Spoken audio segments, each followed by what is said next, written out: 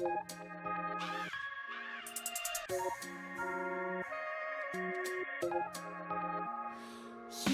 told me that we should go a separate way, so now you go there, but I go straight to this way. Turn back the clock, break through the air, reset my everything. Yeah, it's true. I wanna know what I wanna do, so I do that before the light fades away.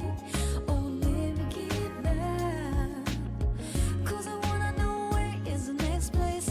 I just wanna live my life.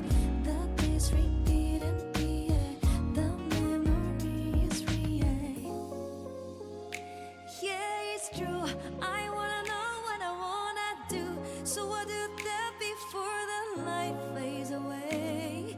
Oh, never give up, 'cause I wanna know where is the next place. I just wanna live my life. The days repeat. Run and run, run and run, run and run like a gazelle. I just now find my way. Spin it round, spin it round, spin it round like a gazelle. I never let it slip away.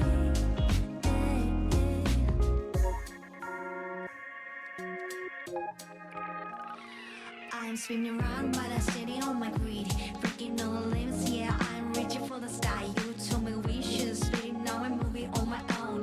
Got my focus lazy and I'm better off alone. Time keeps ticking, but I never miss a beat. Stepping out the shadows, now I'm dancing in the street. Gotta find my way, the road's been paid. Ain't no looking back, now I'm done being saved.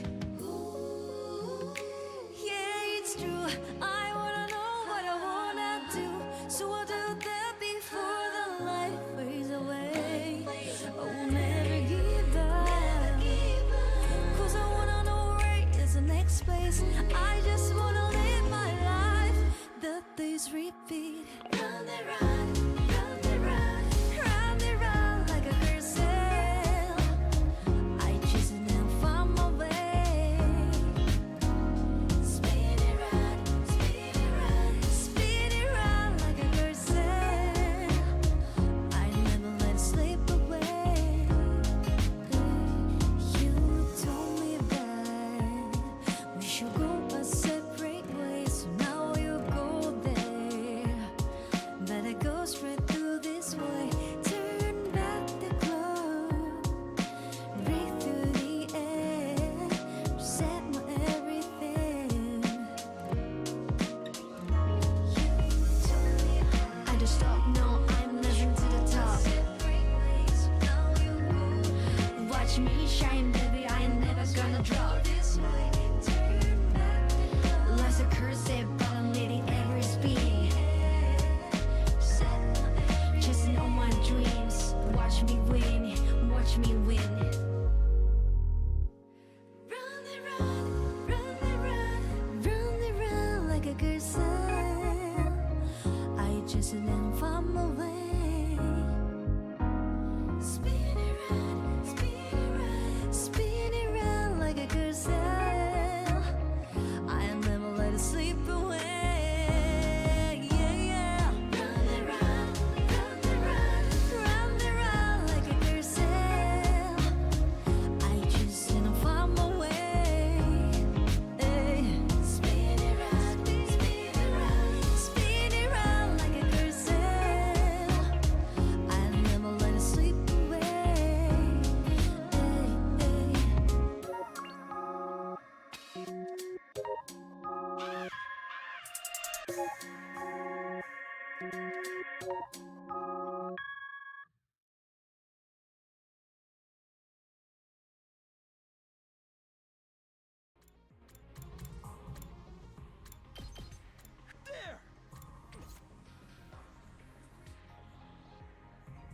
This is the best part, yeah. You don't have to play the game at all.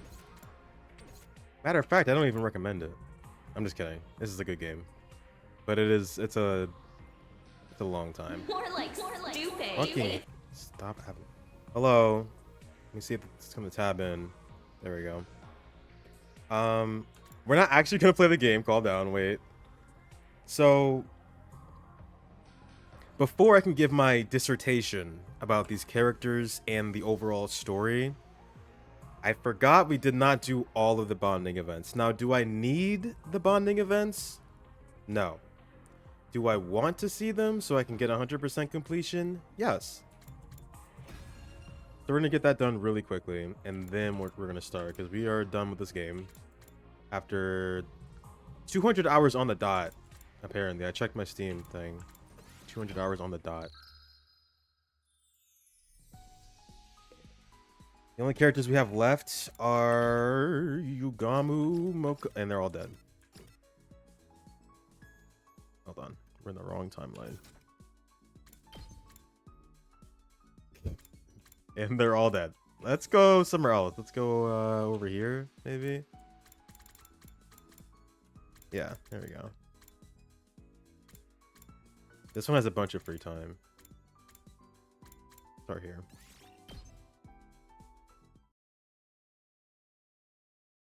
Also, hello, Jay. What's up? I guess I'll start by talking a little bit, like general thoughts before we get into the meaty stuff. And where I stand right now with this game, I was fluctuating with it quite a bit, but it's pretty obvious after spending so much time with it. Fuck, Ava's not here. Let's do Yugamo first anyway. After spending so much time with it, I like this game. Legit. It is one of the most unique experience. Come on, dude. It's one of the most unique experiences I've ever had with a visual novel. I think it's super ambitious, and honestly, I think they pulled it off pretty well, considering the huge scope of it. It did have some downsides. It did have quite a bit of downsides, but I could overlook it because most of the time it was interesting enough to stay. Oh my god. Hold on. I just need free time. Why do they make me do this bullshit?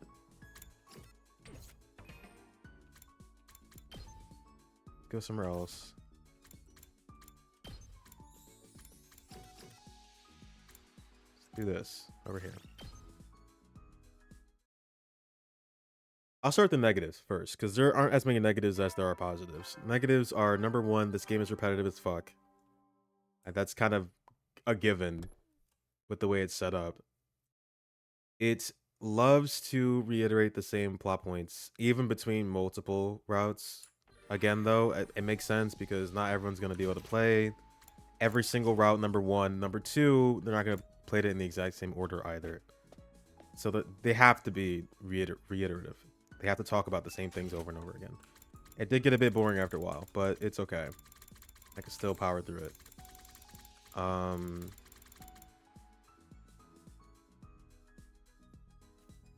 That goes not only for the story, but also the combat. Clearly. I started out really loving the combat, but after the first 100 days, even after halfway through the first 100 days, it plateaus. It doesn't really evolve because they slowly start to, give you new units to use and introduce new enemy types. But after those first 100 days, those are all the enemies you're gonna... Oh, fuck, I made spoons. I'm not even paying attention. Here, have this. After the first 100 days, you see all the enemies you're gonna fight. You fight all the bosses you're gonna fight, and you're gonna fight those same bosses and those same enemies repeatedly for the rest of the game. I was hoping that there would be more maps, more map variety. I understand we're on the defense, so there's only so many places we could do a fight. But with the fact that there are flying enemies and we have flying units of our own, I thought terrain would come into play or something would spice up the combat. It's good, but it doesn't go anywhere. It has the potential. It has the potential to be better, but it's okay. And I wish it was a bit more involved. I've killed plenty of people as an assassin. albeit reluctantly. I'm pretty good at compartmentalizing, so there aren't many targets that left an impression on me. But I do remember one particularly bizarre job. My target was staying in a heavily guarded VIP hospital room. When I finally managed to sneak in, I saw a very young girl in bed there. She was the daughter of a rich family, but she had a chronic, debilitating illness. Her parents had been subjecting her to all kinds of treatments to prolong her life. Unable to bear with the pain any longer, she decided to put an end to it all. So she used her own savings to pay me to kill her. Oh my Your god! request in the swiftest and most painless way possible. That was when I first realized that there could be mercy in murder. So if you ever want a merciful death for yourself, you know who to call.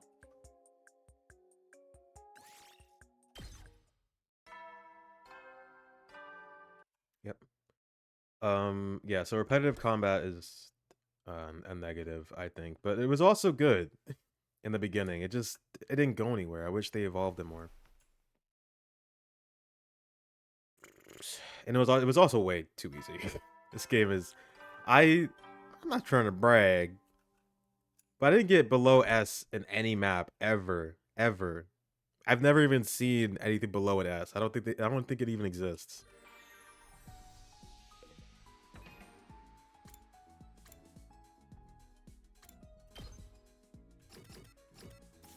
So kind of repetitive, very easy combat.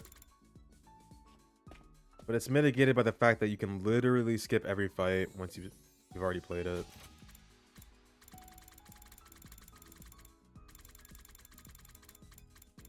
It feels like a means to an end at a certain point. I don't know. I didn't really care about the combat after a while, honestly. At first I was all into it and I just didn't give a fuck. Mostly about the story. So I think if he ever makes another game similar to this, they need to strike a better balance or something. It didn't hit for me. But those are my main negatives. Repetitive, but again, that's a given. And the combat could have been better. Could have evolved more, but it has a really good base to start with. What else? I'm sure there are other things I complained about.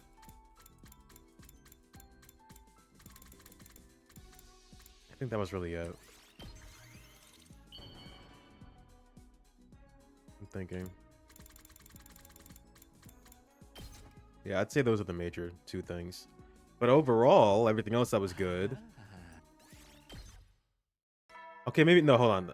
Another negative, the writing is a bit spotty at times, but that's just because, again, it's just the nature of this game. It's just a gigantic collaborative effort, and they're just throwing literally every idea that they have against the wall and seeing what sticks. That's like, not everything's gonna be great, but there are plenty of things that are good because they're trying so many different ideas, and that's what I respect about this game. Something I've come to really appreciate with this game over time. The fact that it even exists is pretty fucking awesome. The writing was a bit inconsistent, of course, but when it was good, it was really good. The characters, hated them at first. Thought they were super tropey, kind of annoying. Grew to become one of my favorite casts that he's ever written in any of his games. But is it better than Raincoat? No, Raincoat's too good. I think I'm the only Raincoat fan. But this is a close second. This is a close second. Definitely better than like all the Danganronpa casts, I think. I'd like to tell you about someone dear to me that I want to kill. A while back, I bumped into a fellow assassin. We'd somehow ended up with the same target. It's the unspoken rule of the industry that you have to fight to the death when that happens. I was at the peak of job dissatisfaction at that point, and honestly thought I'd rather just let the other person kill me. To my surprise, the other assassin was a high school girl around my own age. She was unhappy with the whole assassination thing too. and she wanted me to kill her. Obviously, we didn't kill each other. In fact, we started talking. We kept in touch after that. We weren't family, friends, or lovers, but we had a connection. She tried to kill herself a few times, but her self-preservation instincts always kicked in before she could finish the job. The choice to die on her own terms had been taken away from her, so she asked me for a favor. She asked me to kill her and free her from this life of misery. One day, I got word that she was in a coma after sustaining some major injuries. But right after that, I ended up here. I'll keep fighting so I can keep my promise to her. Once I get back to the TRC, I'll find her and kill her. Not just because she asked me to, but also because deep down in my heart, I've developed a true desire to take her life. Thanks for listening to my rant. Now you're making me feel like killing you too. He's a freak, but I get it. I see the vision now. There's so much I want to say, but it's mostly pertaining to the routes themselves. That's why I'm like quoting myself back. Overall, this is a good game. I really recommend it to anybody that likes Kodaka, anyone that plays Danganronpa. If you're fiending for a new visual novel to play, this is a pretty fun way to spend your time. But you have to understand going into it. You're making a Sammy? Okay, I'll say everything I just said. This is basically... My take for this game was...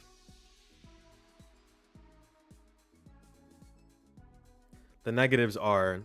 The combat starts interesting. It starts very intriguing. But it plateaus after a while and it doesn't really evolve or go anywhere in a meaningful way. It's not the best like tactics game I've ever played, but it's super interesting and a very good base. Just needs more. The game is very repetitive by nature because of the whole premise of it.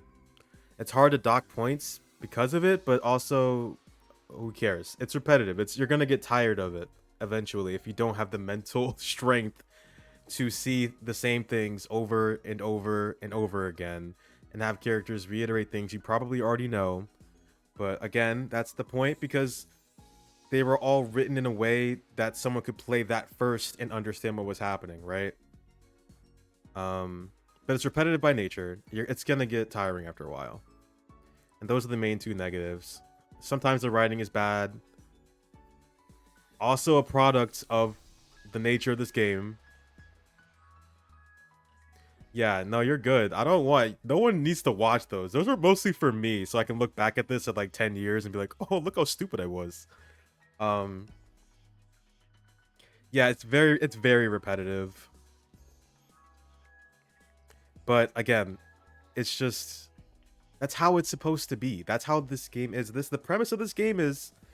They got a bunch of people together, and they're like, let's make a visual novel that is over 200 hours... and you can play it in any order you want, and it makes sense, and you can also be satisfied by the end of it. There's no way to do that without repeating the same things, right? There's no way to do that without having inconsistencies. It's just them throwing all of their ideas and passions and just everything they have at a wall and seeing what sticks. That's what this game is, and that's honestly kind of cool. That's actually really cool. And this is the kind of game it's never gonna be made again. No one wanted to make this game in the first place because that's an insane idea, right? It's just, but it somehow works. It somehow really does work. So I think this is definitely a good use of your time. This is a game you would want to play. Nobody wanted to make this game in the first place. Yeah, it is. I'm being serious though. If somebody sat you down and was like, hey, let's make a game together. They're like, hey, let's make a game. There's gonna be 100 fucking endings in this shit. It's gonna be over 200 hours, and I want like 10 different people to help write it. And it's half visual novel, half tactics game. And there's also like, we want to make a slasher, like zombie, and also a romance, like the genre switch constantly. It's just always going everywhere. It's like if you sat down and it was like someone said write something and you just kept going and you just kept going. This game has everything. Stefan voice. They're like they said sit down, keep writing until you die. That's what this game is. They just kept writing shit. And the creator Kodaka wants to add more Sal Stefan clips. Okay, we're gonna do that. Trust me, we're gonna be hanging out tonight anyway. Oh, it's SNL. That's why I have no idea what it is. Kodaka wants to add more to this game. He wants to add DLC and more stories. Like, it's just... I have to respect this, at least. I have to respect this at least because this is an insane, like, idea, you know? Makes it worse is trying to play all of it. Yeah, that's on me. That's on me. They kept saying you don't have to do that. You really don't. After playing for 200 hours, I can confidently say you do not have to play all of this. Does it reward you if you do? Yes, in some ways. The last route that we played was the most rewarding thing. It is on me. The last route that I played was the most rewarding thing for having played all the other routes. But you can't throw a game at me and say, hey, there are 100 endings, but you don't have to play them all. Like, I'm gonna play them all. Come on, bro. I'm gonna play them all. Do you ever watch pro wrestling, Takumi? We should go see a match with the others one of these days.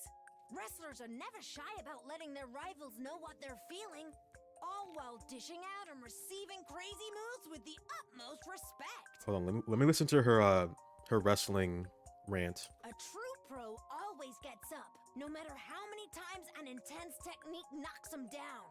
That's the way I wrestle. It's not about winning, it's about getting up again even when you lose. A wrestler who loses in a way that touches the audience's hearts. That's the kind of wrestler I want to be, but I still need raw strength for that. You can't reach the top without power. It's a given that this is a dangerous sport. That's why we train our bodies so hard. But wrestling is more like a combat art. It takes real skill to impress the spectators and get them emotionally involved. I train myself every day to make sure my moves will blow every bad thought out of the viewers' minds. I still have no idea what she's talking about. So the final ending. There were two. He's always talking about wrestling. I don't give a fuck about wrestling. I mean, if you do, that's cool. I never got... That's one of those things you had to get into when you were a kid, or else you're just never going to get into it. Everyone that I know that loves wrestling, it's because they watched it growing up. I didn't do that. So you saw the good ending. The one where we all got in the spaceship and we went back to the satellite. Everyone survived. That was the better of the two that we got. Theatrical nature of a wrestling match. You think it's funny? People were into it. Real wrestling. Unless it's women, I don't care.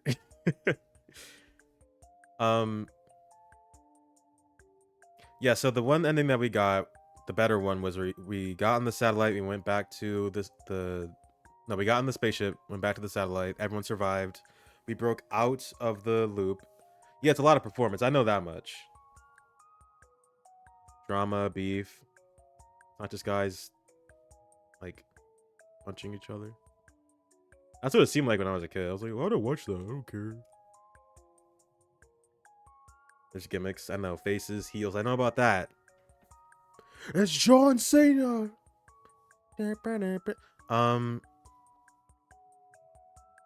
But the other ending that we got after that, which wasn't as good, was basically... It's like drag, but for really... That's a very interesting way to put it. You're kind of changing my perspective. I guess it is. When you put it like that. The other ending was basically we didn't break out of the loop. And it explained the...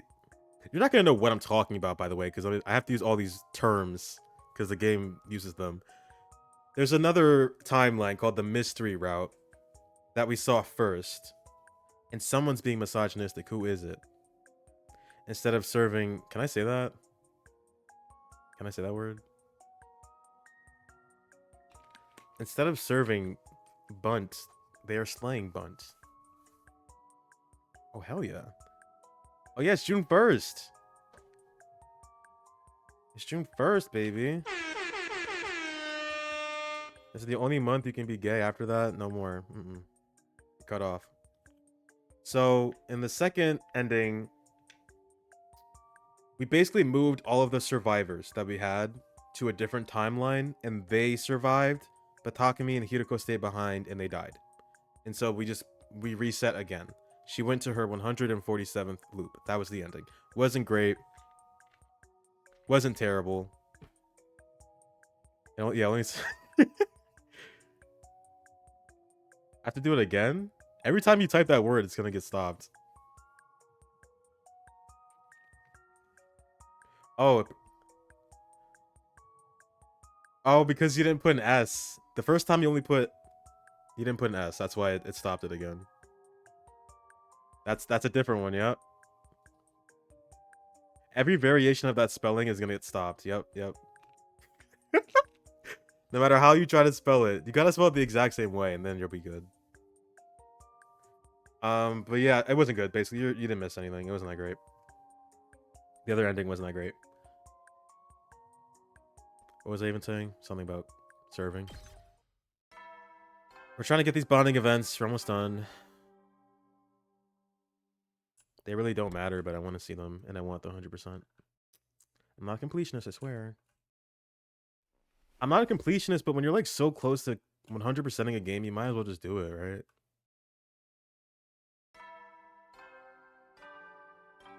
Were the characters shining stars? Were they good? Yes. If that's what you're asking. I said it earlier, this is a better cast than any Danganronpa game, straight up. I think so. They're extremely varied, and even though they seem very tropey, and one note on the surface, there's a lot to dig into. And because of the nature of this game, hundreds of routes, you get to see various sides of them too. Like with a Danganronpa game, you just get that one timeline, right? And also the fact that lots of characters end up dying before they even get to really show off their true potential. But in this instance, they don't have to have that problem. We get to see all of these characters pretty much fleshed out. It's great. And more than once have I had my opinion changed on a character because I went and played a different route. For a long time, I'd be like, oh, I don't really care about this character. They're kind of boring. They're not doing anything interesting. Boom, all of a sudden, they're the star of a different route. All of a sudden, they're now the funniest character ever made. All of a sudden, they're now really endearing. Oh, they have like an interesting backstory. They're actually really sweet and caring. And they just... I'm talking about you, Daughter-Me. I'm talking about Daughter-Me, basically.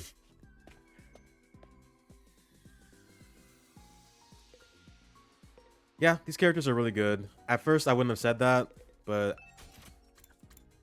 right now I can say yeah. Is it my favorite cast in all of gaming? No. No. I did like the Raincode cast more, but I'm the only Raincode fan, so it's kind of not fair.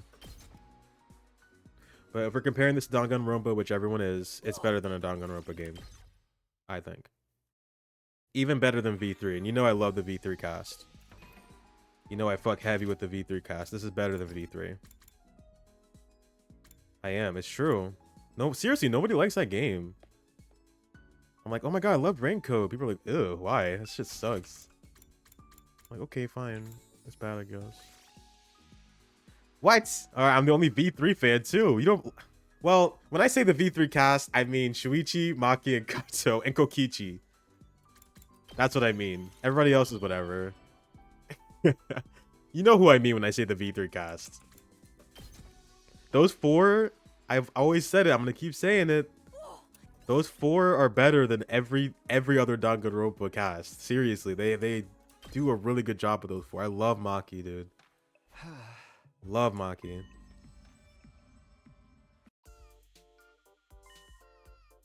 Alright, don't mind him. He's pouting.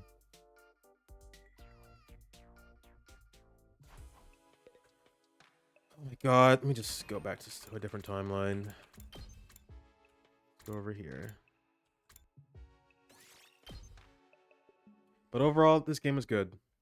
I'm really glad I played it. I went into it very hesitantly, and I low-key only played it because I had nothing better to do. But it was fun. It was. And I do wish I took it a little bit more slowly. Not gonna lie to you. But do I though? No, I'm also kind of glad it's over too. I'm also glad it's over.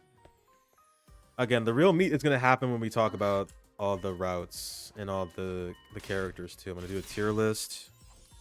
Talk about them more in depth. Just know this game is it's just long. That's the only problem with this game, which isn't even a problem. It's like if someone was like, "Hey, do you want to?" These non-Danganronpa games have been really interesting to see. This one, or just like in general.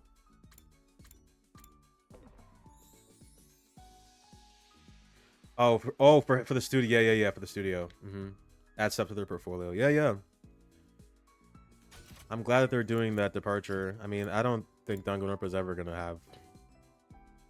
They're never gonna escape it. Yeah, they're testing themselves in interesting ways. Interesting ways. And they have another game coming out this year. That is like multi-genre. So it's like murder mystery, but also horror, and it's also a dating sim. Like they're doing it. Well, actually, this isn't the same studio that's doing it. It's Kodaka, the main guy. It's Spike Chunsoft, so it's the Danganronpa company. But it's different. It's not Danganronpa. They would. They might as well at this point. People would eat that shit up.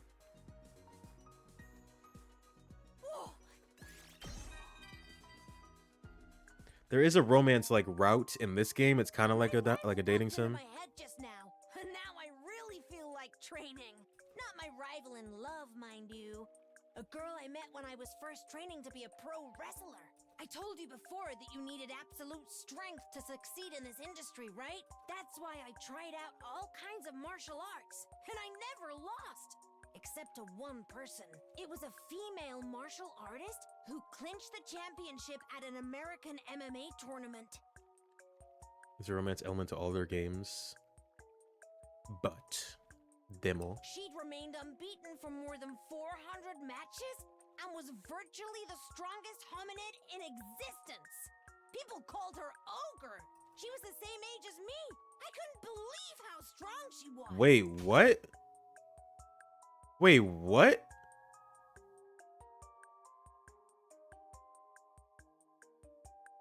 No, it can't be. Wait, American? Was she? She wasn't American, was she?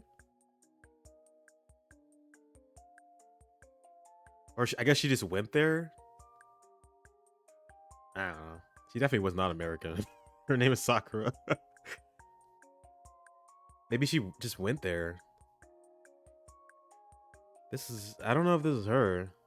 But it's Ogre. I don't know. Maybe it's just like a reference. It might just be like a yeah.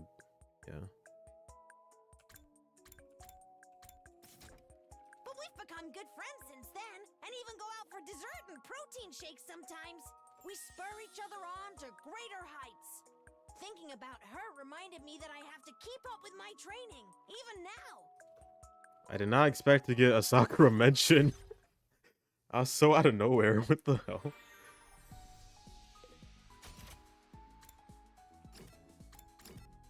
Too bad she's dead. I'm just saying. Sorry. Is she dead though? Is she dead?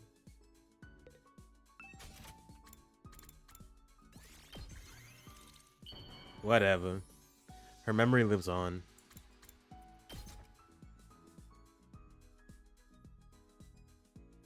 Boom,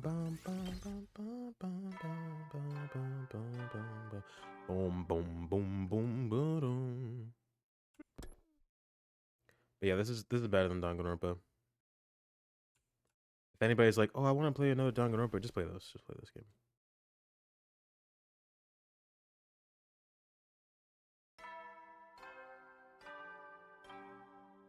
You think so? The romance element? Not the writing? Not the writing of it?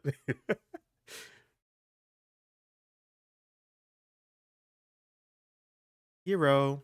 Yep. I suppose so. I mean, there are a lot of fan fiction out there. A lot of fan art of certain characters together. With a certain white-haired guy named Komaeda. That is true. The teenage shippers. Danganronpa is made for the girlies.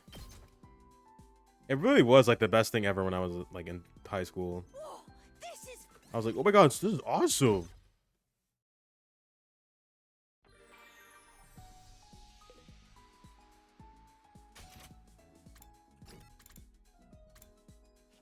I do wonder if Danganronpa is ever gonna like. It did. That's why it's successful, because it is like. There's no other game quite like it. You know what I mean? There's nothing quite like it, especially around that time. They didn't find a niche. They fucking made the niche itself. They created it by making that game. Oh yeah, for sure. Gameplay is not great. But well, V3, hey, V3 had the good gameplay. I think so. Like V3's the best. Like V3's the best game. That's good gameplay too. You know, I used to have a really weak constitution. I couldn't eat a lot of food and I hated my veggies. But then I found out about pro wrestling. The first match I ever watched completely captured my heart. I made becoming a wrestler my goal in life so I could stand in the same ring with my idol someday. After busting a gut training, I was finally able to invite my idol to my debut match. But I was criticized for not leaving enough of an impression. I was too good with my moves, for better or worse. Too stylish. No hint of desperation. And that made it hard for people to empathize with me. Wrestling is so hard to get right sometimes. So I broadened my wrestling horizons, even joining a heel faction called the Chronic Hematuriac Maniacs. When I was finally at the cusp of entering the realm of top wrestlers, my idol suffered a serious injury and got hospitalized. Oh, He's still there, even to this day. I'm sure it's hard to like. I don't know. It's wrestling. I don't fucking know. I'm not even gonna speak on it. I have to keep fighting to protect his place in the ring until he's ready to return. He's a masked wrestler who goes by the name of Anal Boss. What? Nobody does mysterious shtick like he does. I've never seen his face before, but he's basically my first love. Oh no, no, don't make me talk about romance. Forget what I just said. Oh. His name is what?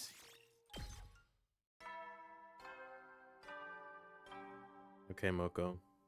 I see you.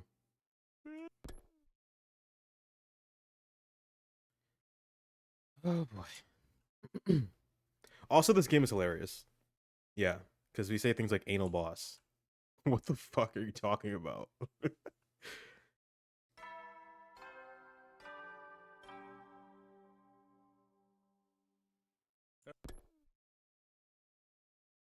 Bum bum bum. All right, last person. Last person. What does Ava want again?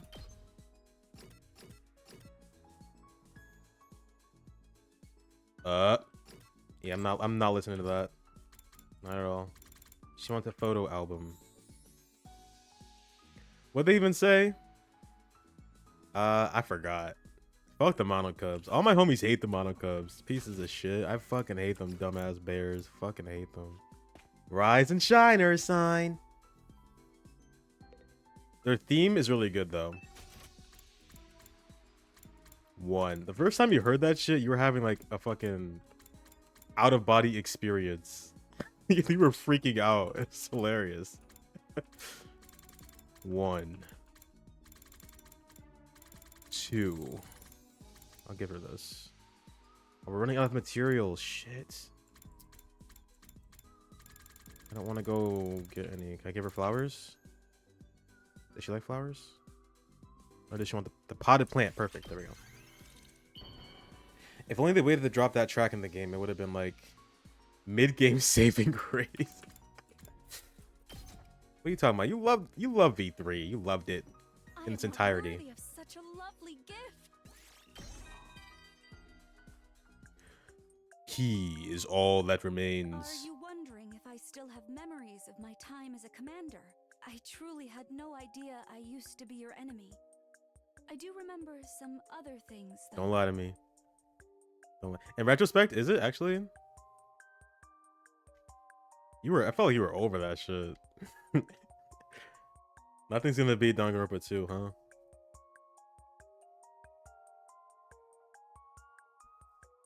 Maybe, but also that means that it was boring.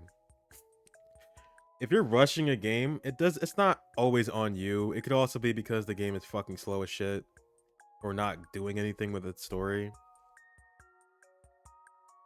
That's you trying to artificially improve the pacing.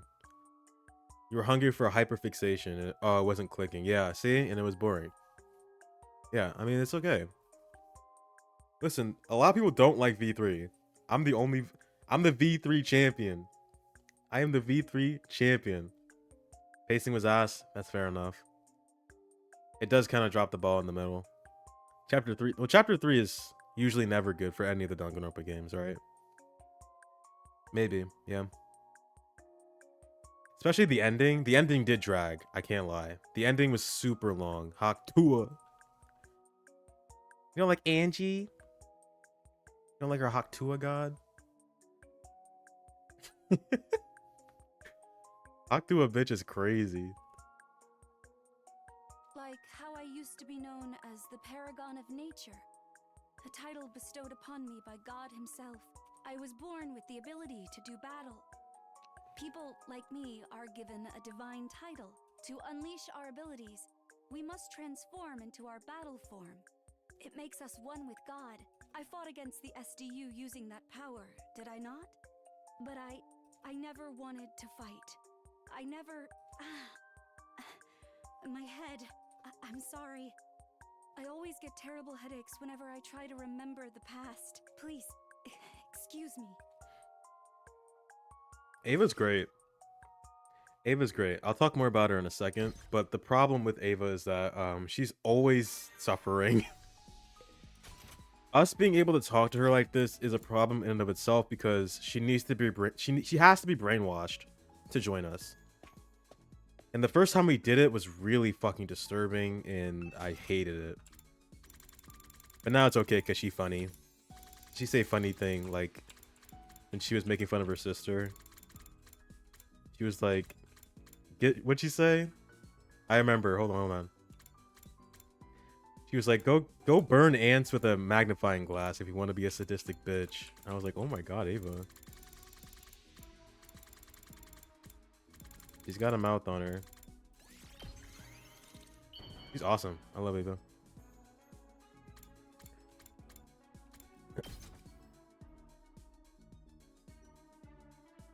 I am not worthy of such a lovely gift, but thank you. I will do everything I Oh, can true. to repay The you. fact that I did forget about Miyu is kind of sad. Miyu was great. He was awesome. That's like the one I keep saying this. Hey, fun fact, that's the one character Kodaka wrote for everyone to hate. He was trying to make the most hateable character ever, and then everyone loved her. It's hilarious. Like, maybe if I make a character that swears all the time and says innuendos and it's just genuinely a nuisance, people will hate it. Nope. Best character ever. Best character ever. So, like, do you see what I'm saying, though? Like, V3 has Shuichi. I know Hajime is your favorite. But Shuichi, though, you can't... Come on. Shuichi and Maki and Kokichi and Miyu and Kaito. Those are, like, monsters, man. Those guys are awesome. Did he? Oh, I'm glad. Shuichi's... Oh, I love Shuichi. He's the best protagonist of the trilogy. Or I guess it's more of a quadrant 4. Whatever the 4 term would be.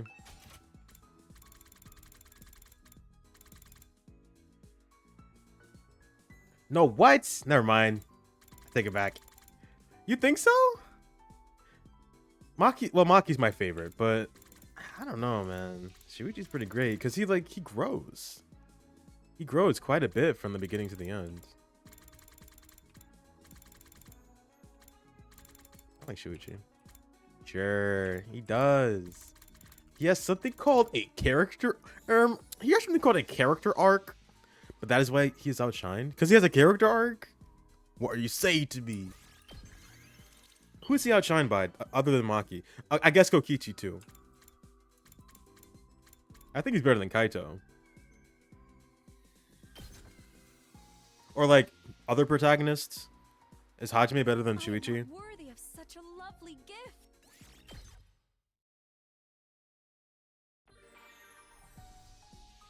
He didn't. But he's like a detective. Okay, hold on. I can sell you on Shuichi right now. He's self-insert. Well, technically they were all self-inserts. Listen, think about this, right? He's a detective.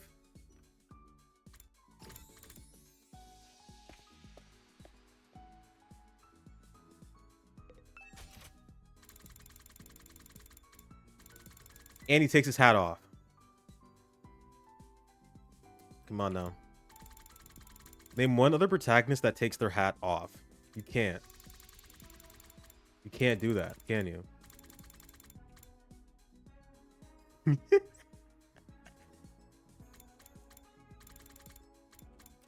No swearing. You don't like his fuck ass hat? His hat had like a backstory and everything. I'm a Shuichi lover, man. I am not worthy of such a lovely gift. Alright, almost done. One more to go. My head feels strange today. Or should I say, certain images keep drifting into it. Could these be memories? I keep seeing my parents. They died in the war. My older sister and I were raised by our relatives, who were devout worshippers of God. Yeah, everyone agrees. Everyone agreed with that. Kaede was just a bait and switch. That was the whole point, unfortunately, of her character, was just to be a shock factor. Then they'd be like, oh my god, look, she's the protagonist. Actually, not really. And then she dies. Bleh. She's okay. She's whatever. They were so proud of my powers. Always telling me I was destined to protect the planet, but I hated it. I never asked to be born with this power, or to be drafted into the war. I hated war and fighting to my very core. But because I was chosen to carry this power, because I was forced to join the war,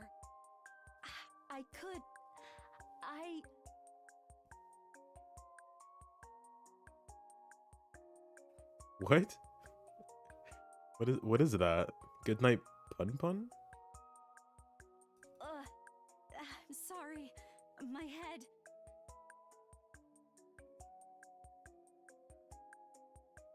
I don't know.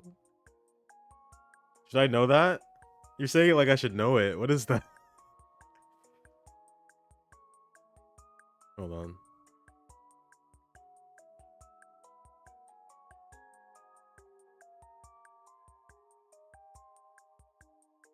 Wait, hold on.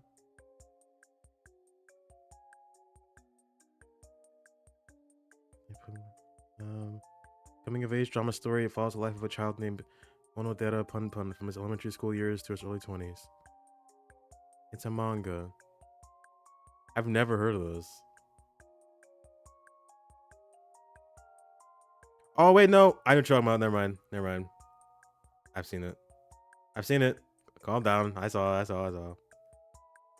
Had to see that little bird thing. I've seen it.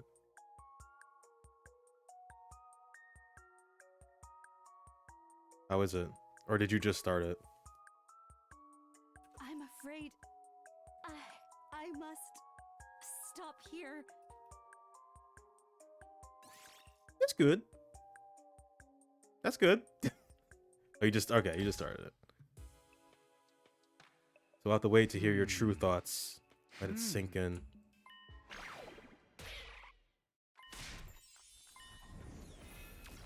god. Wait, I can just skip this. Bye. See ya. Go over here. Alright, not there. Let's just get here. It's sad. Here's the thing. I've never read it either. I know what it is. I've not read it. Bad Home Life, yeah.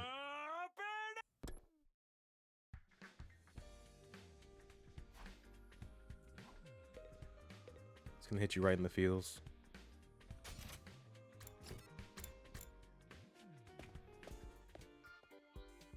Yep. Coming of age. A coming of age story, if you will. From childhood to adulthood.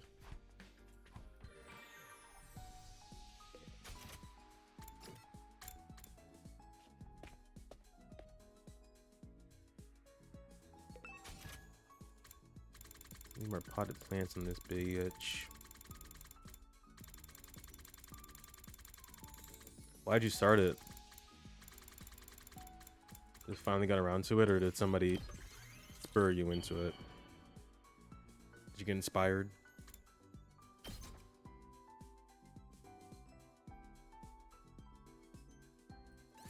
Oh, it hurt. What the hell? That wasn't voiced. Did I skip it?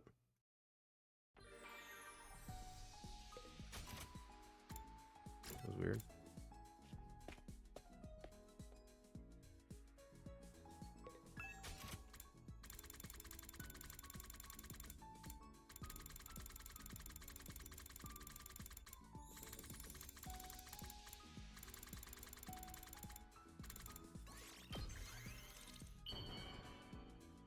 My coworker has the whole series. Okay. That's as good a reason as any. Oh, and Hayden wanted to read it a long time ago. Why is this not voiced? I'm a little afraid right now.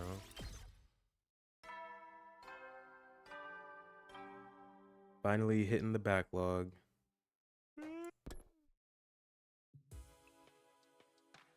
I'm sure it'll be worth the time.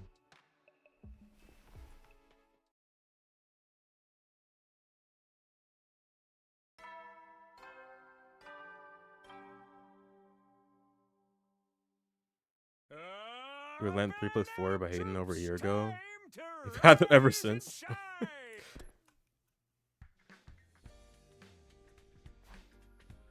1+2. I can finally read 3+4.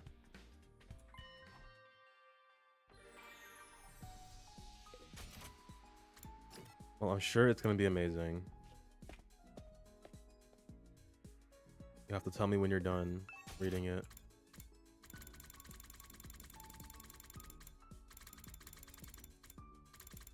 It can't be that long, right?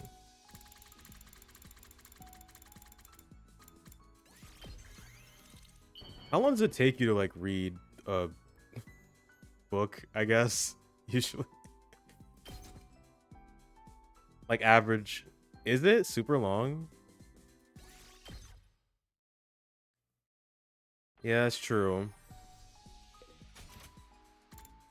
Sometimes it can be a little bit longer, depending on how much you stare at the arts.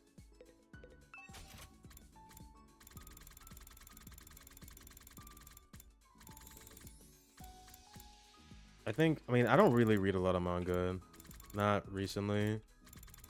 But in my heyday, when I was a fucking weeb in high school. Totally not a weeb now, right? I can get one done in like maybe 3 days, 4 days. Give or take.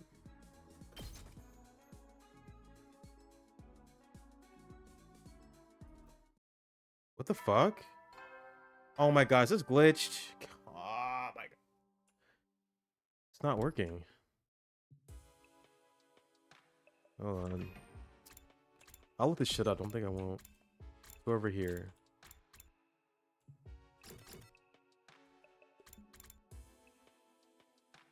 Ava here? Oh, she's dead. Reading fanfic. Wink. Reading a fanfic. Normal face. Yeah. I need some free time. Anybody got free time? Anybody? You do? It's one. It's like glitched out. It didn't work for some reason. It's kind of pissing me off. What is this? He died there. This seems like good. What's here? I'm normal. We know. So bad at starting reading, but manga's easier. Yeah. It's like a, you know, it's a picture book. It's like a picture book.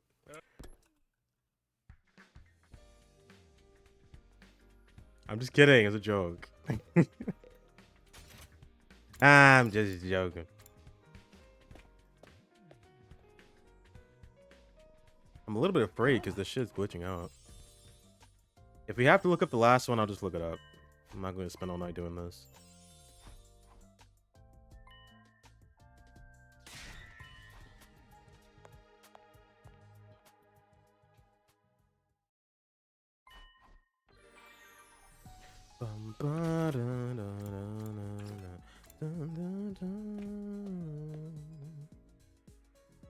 Oh yeah, also a major thing is this game has fucking amazing music. Soundtrack kicks ass. Kicks butt. Alright, this should hopefully work. I'm a little bit afraid. I am not worthy There we of go. such a lovely gift, but thank you. Let's go. Ooh, there it is. Got them all. Head. Oh, my head. Got all the achievements. I feel like, I may be remembering something. Oh, that's Commune. My precious, daughter.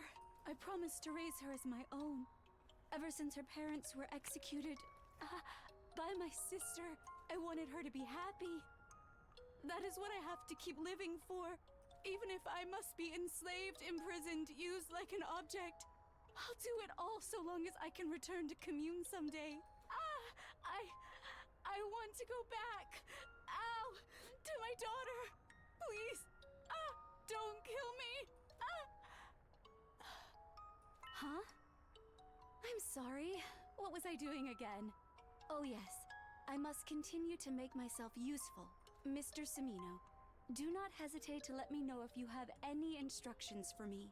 I will do all that I can to help you wipe out everyone on this planet. Your wish is my command. Oh my god, dude. This is why I hate the brainwashing shit. Okay, well, that's it. Those are all the bonding events done. Put a fucking pin in it. We're out of here.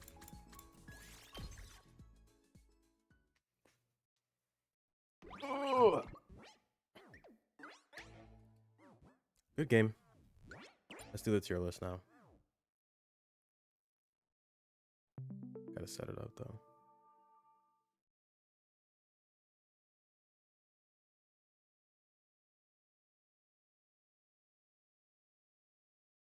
We're gonna do 3 tier lists. We're gonna do one for combat, one for characters, and then one for the individual routes. And then I'm gonna fuck off.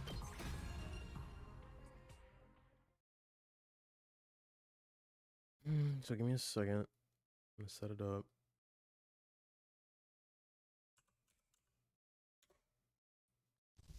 So what's everyone's favorite cereal? I couldn't think of anything else.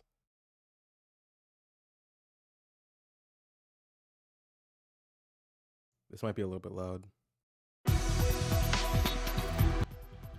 Sorry. Or actually, no, I'll use my own playlist. Fuck this.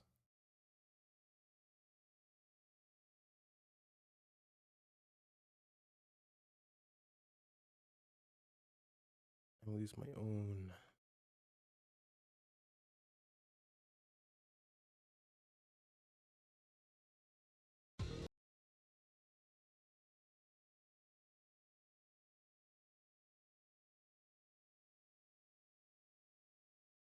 This entire week I've been listening to Yellow Magic Orchestra. That's all I've been listening to recently.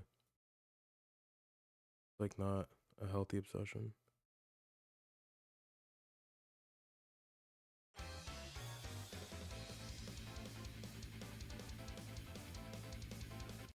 Oh, turn it down.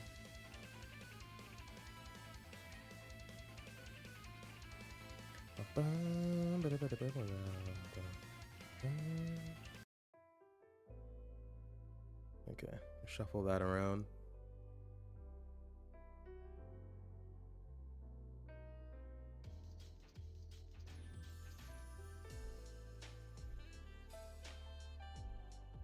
What does my display capture look like? Like that. Let's not do that.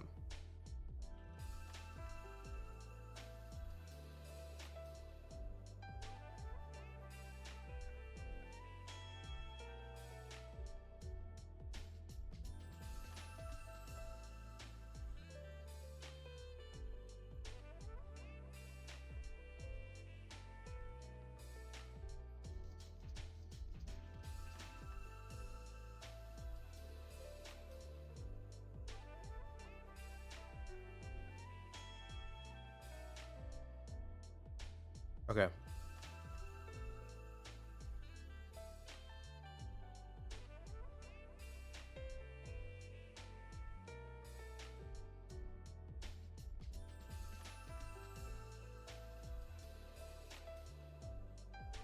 Zoom this in.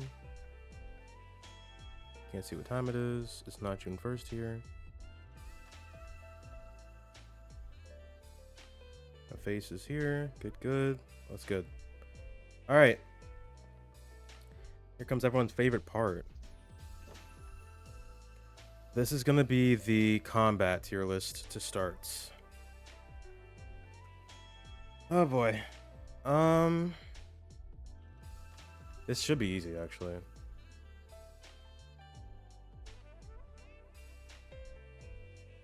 Do I need all these?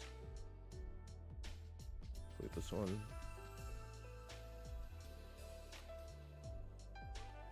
Yeah, this looks good. All right. Takumi is the best unit in the game. Now, why is he the best unit in the game? He's the main character. He gets an attack buff every time someone dies, and this is a game where you want people to die. He has a really good special. He has armor piercing. He has anti-flying abilities. And he has good range on all of his attacks. Generally just a good character to use. Takemaru is going to be... He's pretty good. I'm putting him in A, honestly. Takemaru's strengths are he has high movement, pretty good AoE. His special isn't great, and his personal specialist skill kind of falls off later on into the game because shields, they don't fucking matter. They don't really matter. But the fact that he can move far and clear mobs makes him automatically A tier in my mind. He's not bad. And his damage isn't terrible either. Hiruko, I want to put her in S tier. I want to put her in A though. No. I'll put her... So Hiruko's thing is she's really good at killing. Hiruko's thing is she's very good at killing. This is the tactical ranking, yes. And then we'll do the character ranking. I have the old tier list I used last time. This is what... These are where the characters were last time for writing, but we'll get there in a second. Because this changed drastically. Like I thought it would. This changed drastically. So for tactics... Hiruko's thing is she kills things. She kills them hard. She kills them fast. But her movement, it sucks. She doesn't have good AoE. And she's always just like one space short of hitting something. So you have to use items to supplement that. But because there are so many items in this game, I guess that kind of negates her main weaknesses. I'll put her in S tier. She has really good damage. Ato. He isn't an S tier combat unit, but I do like him a lot. He's definitely A tier because he has good range, good damage, and a pretty good specialist skill. So when he attacks, there's a chance he could either gain armor, boost his attack, or refresh himself so he isn't fatigued. That's pretty good. It's inconsistent, but when it goes off, it really goes off. He's definitely a solid unit to use. Darumi in combat, I put her here. She's not terrible. They say she's like a support unit. I don't understand why they say that. She's not really. Her main thing is she can hit mobs pretty well in like a space, like a cross. You know, like Jesus. It's like a cross. She can debuff movement, I think. What the fuck was even her specialist skill? Oh, her attacks change when she's fatigued. I think they get a little bit more damage and the area of effect might change too or something. She's like whatever. She works for what she has to do. Never really my first pick. Like anyone in these tiers are the characters I always try to move first. Everybody below that is like, I'll use them if I can, I guess. Gaku's pretty good. Really, I really slept on him at first. But he has excellent AoE. He has a good attack buff, but it kind of falls off later on just because we have attack items. It's just mainly he can clear mobs. And his specialist skill isn't amazing, but when you can make it work, it's not bad. Just having a free +1 attack. He's pretty good. I'll put him there. Ima. I'll put him in B tier. Ima's strange. He's a flying unit, but who gives a fuck? Because there's no terrain in this game. I did like his movement thing. Because it has a really good range to it. It's like 4x2 square or some shit. A rectangle. And it really does stop them for like basically an entire turn. So if you need to just push a lot of people back, you want people to kill them, but it gets them out of the way. That's kind of cool. His specialist skill is pretty cool because he gets +2 attack when his sister's at 1 HP, which is not hard to do. I guess because he is a flyer, it's easier for him to get in the back line and just like start swiping from the back, I suppose. I used him when I could. He wasn't terrible. He wasn't the best thing ever either. Kako sucks. No explanation needed. Tsubasa's really good. Tsubasa... Yeah, I put her there. We've seen Tsubasa take the wheel more than once. Can't get fatigued. Has an insane... Like, Deadlights is really good. It starts out super weak, but because of the range, if you just buff her up a little bit, she can kill, like, almost anything in a row. And it's very helpful. If you don't like using her as an attacker, she has great support abilities that boost everyone's attack. I think she grants shields and movement too. So overall, just really good. The fact that she can't get fatigued is huge. She's second best, I'd say. Karada sucks.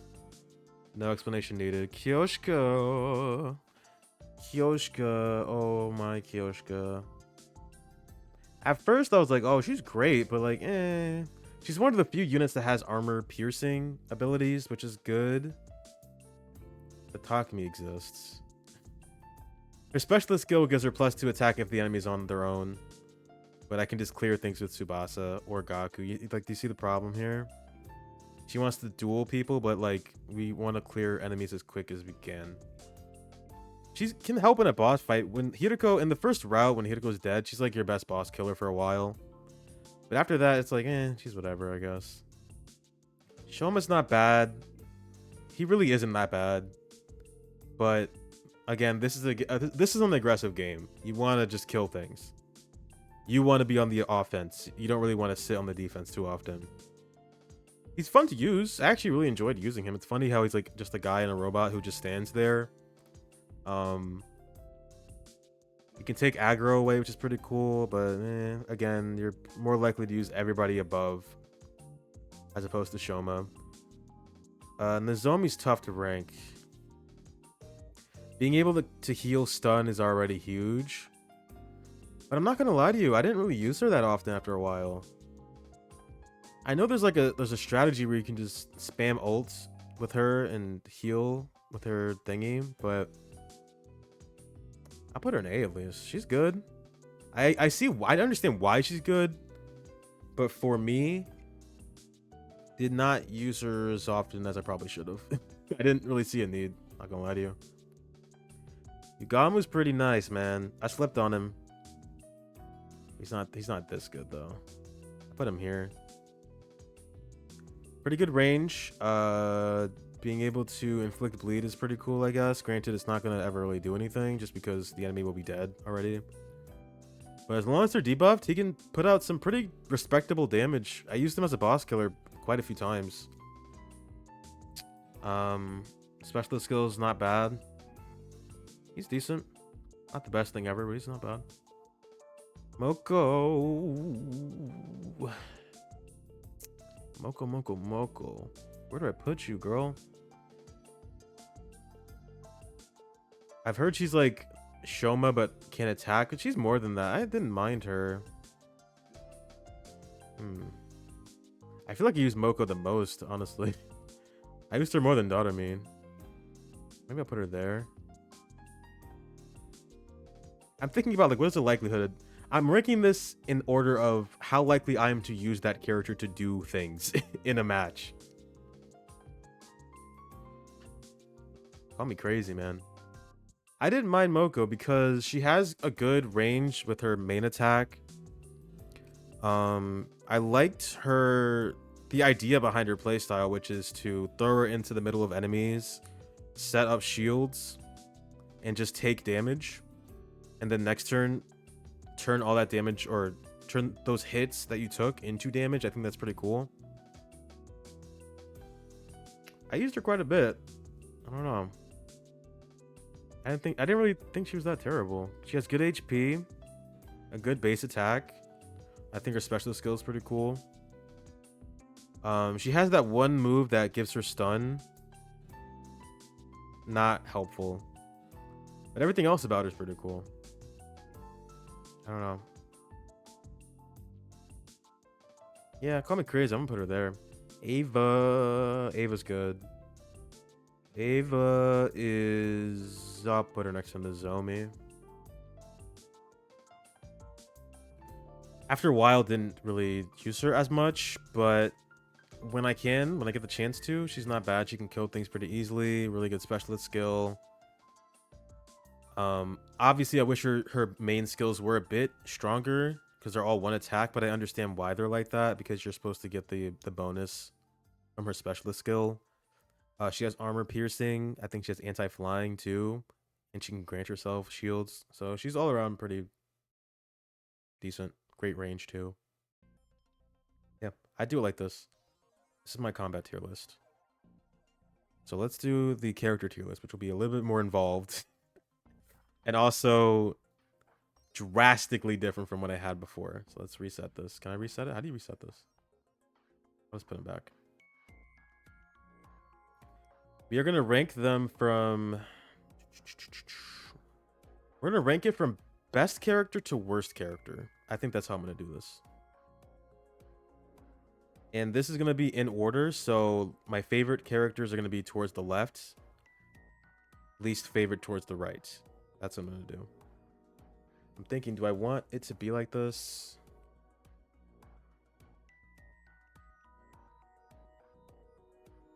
Let me name these.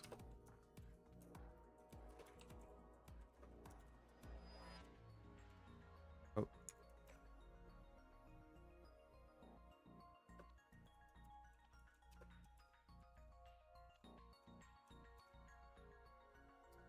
B tier will be like... They're okay. So I missed. That kind of jump scared me.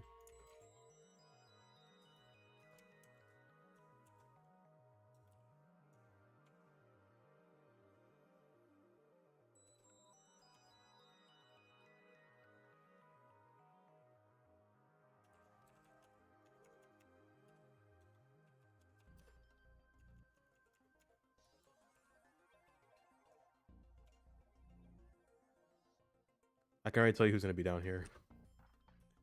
If you know, you know.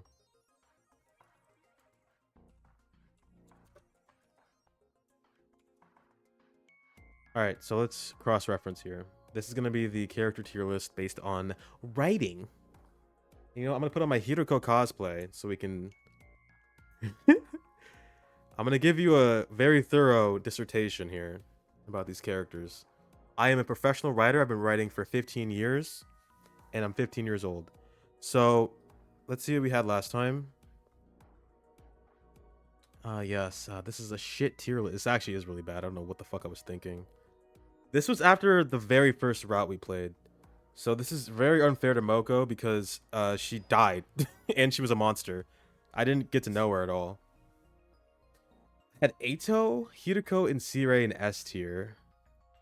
Yeah, she wasn't even a character in the first round. We had Kako, Nigo, Tsubasa, Shion, Veshnes, and Takemaru in A. Takumi, Shoma, Ima, Nozomi, Kyoshika B.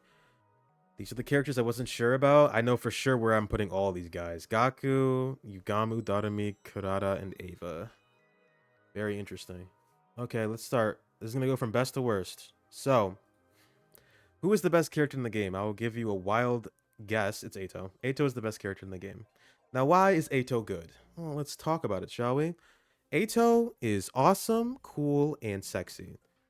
He is a very good antagonistic character, but he's also very interesting when he's trying to be your ally.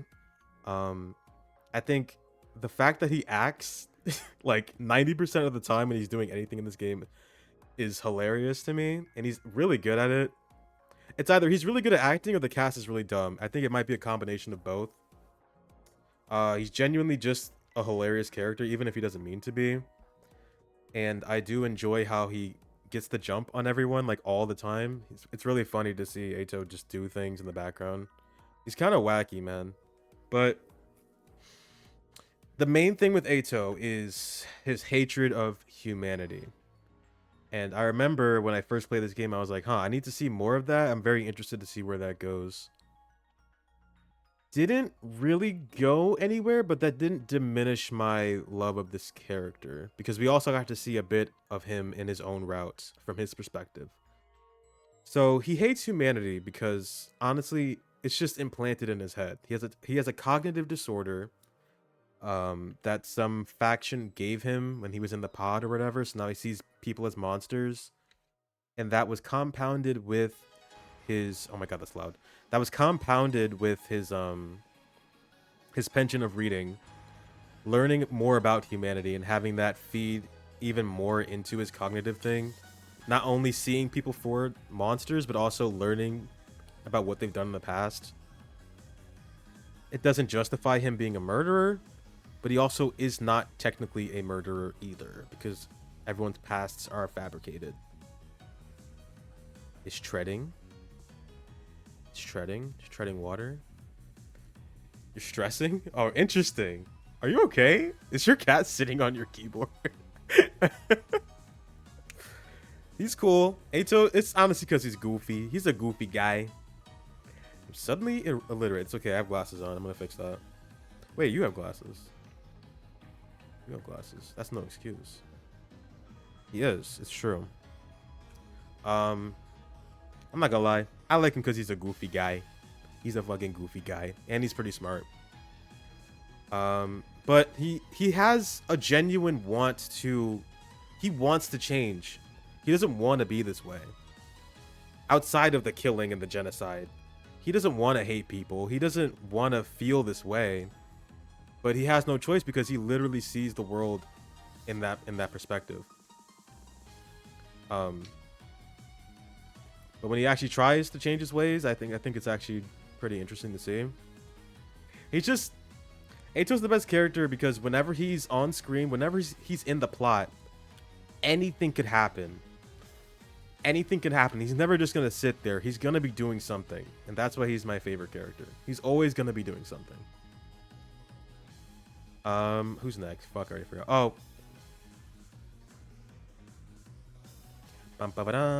It's Hiroko. Now this looks the same. Yeah, this stayed consistent with what I already had. And the funny thing is, she died like 10 days into the first route, so I don't even know why she's this high. She wasn't even a character. I just liked her. But now I definitely love Hiroko. So Hiroko Shizuhara. We've spent quite a bit of time with this girl, and we even read a little short story about her too. What do I think about her? Well, obviously I like her. Obviously she's great. She is very pragmatic, and I've said this already. She hits that niche or that archetype of character I always fall for. Super pragmatic with a soft spot. Very cold, but she obviously cares. Just finds it hard to open up to other people. Doesn't want to show weakness or whatever. Doesn't feel like anyone else can really handle the immense pressure that's put on her to be Hiroko Shizuhara. Before, I would not put her, when I was thinking about making this tier list, I was thinking of put her like an A or something, but after playing the SF route with her, it changed my perspective on her. Again, she's a little fucking goofy. My type is showing.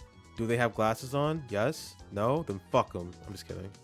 The SF route showed a little bit more sides to her, because before it was impossible to tell what she was thinking. But that's what made it interesting for me too, because I was like, why is Hiroko doing this? In certain routes, she was our ride or die. She was always there for us, helping us out, trying to guide us to a good ending. Other routes, she would seemingly shun us, not talk to us, be like, hey, fuck off. And I'd be like, what did I do, Hiroko? I thought you loved me. And she's like, kill yourself. I gotta stop saying that. She's like, stop, get away from me. And I didn't know what the deal was, but that's what made it interesting. She's extremely level-headed. She's never really making too many rash decisions. Sometimes she does, but most of the time she wasn't. She's definitely like the anchor of the team, like brain-wise. She got the brain meats. But she can also joke around, which is cool. She was very jokey. The SF route made me like her a lot more. She's very jokey with that one. She has terrible jokes, but she thinks they're funny, which is awesome. And she just wants to see everyone live. She wants everyone to be happy, but it's hard for her to open up to everybody, because low-key we're all fucking stupid bitches. We're all dumb as hell. Every time she tries to do it, we fuck it up. So I get it.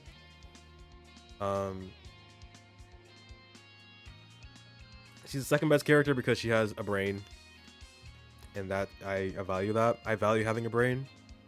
I think we need more of those in the world. So next up, a character that has no brain, but I love her. It's Doremi Mamiya. Spoiler, these are the only 3 characters I think are the absolute best S tier. Doremi Amamiya. Now, I did not care for Doremi before.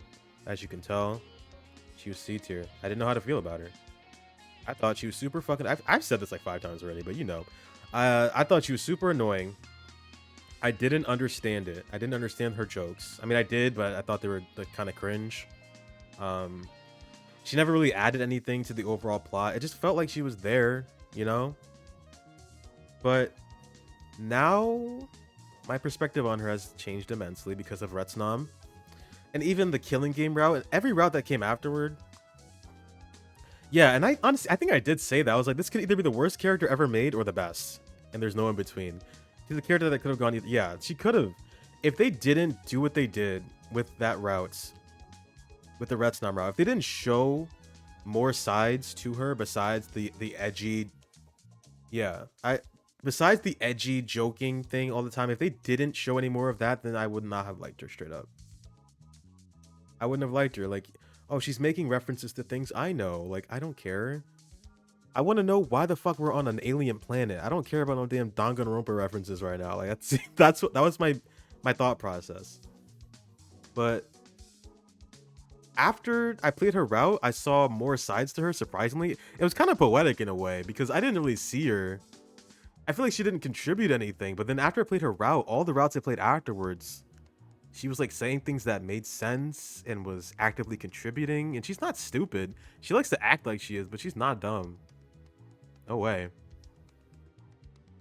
The main thing that attracted me to Doremi's character is definitely the emotional aspect of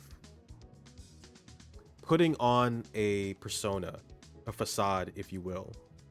of being somebody that you're not because you feel like the person you are cannot be accepted. I think that's pretty fucking cool.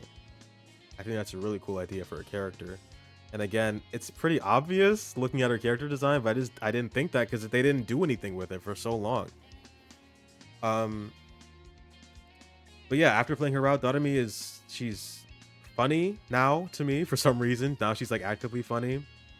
Again, really enjoyed the emotional trip I had with her. I think she's great, man. In like every scene. Doremi the best. Alright, this is where it gets tricky.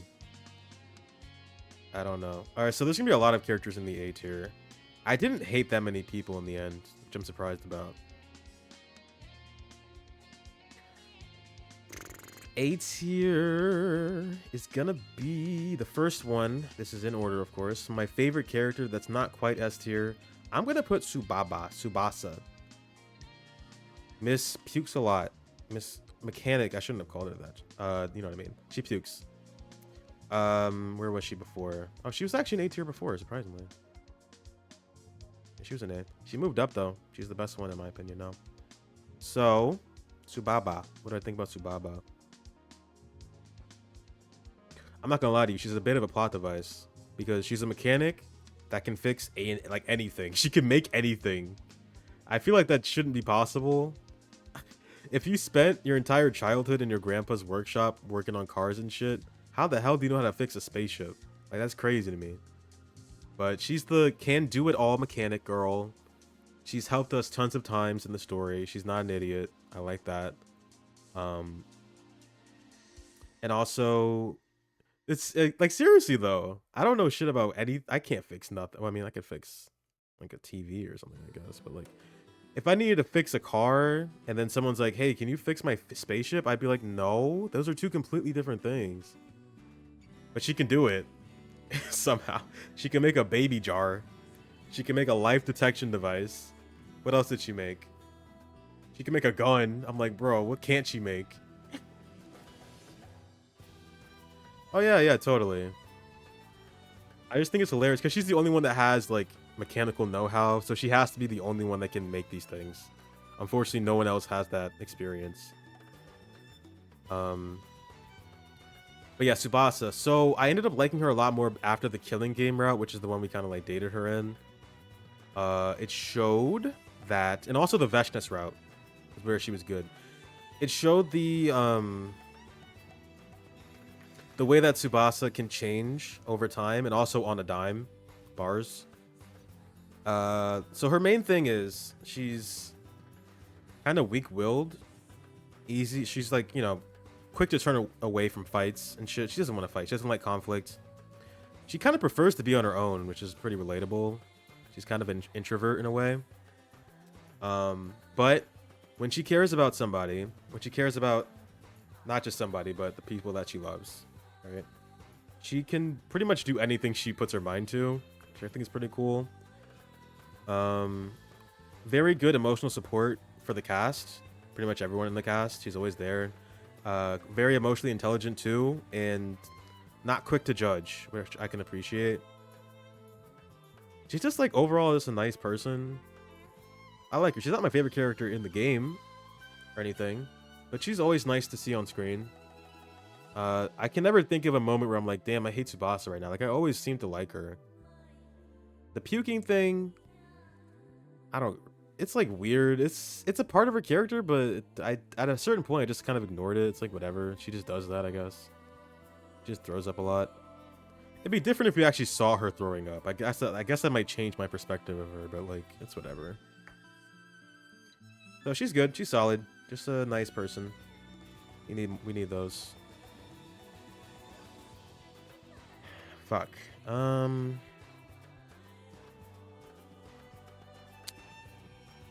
the blunt rotation. Yeah, for sure. I feel like I feel like Tsubasa would smoke weed. She'd be super chill about it. She might throw up though, because it's her first time doing it, but after that, it's chill. I'm gonna put Nozomi in A tier. I think I'm gonna put her here. Where was she before? She was okay. She was in B tier. She was down here. I didn't think much of her at the time. I thought she was super boring. I just really thought her character was just girl. I really thought that. But no, she's more than a girl. She's a god. She's cool. She's in the cast. I'm gonna steal someone's quote here. I'm gonna steal Nicole's quote. She said this before.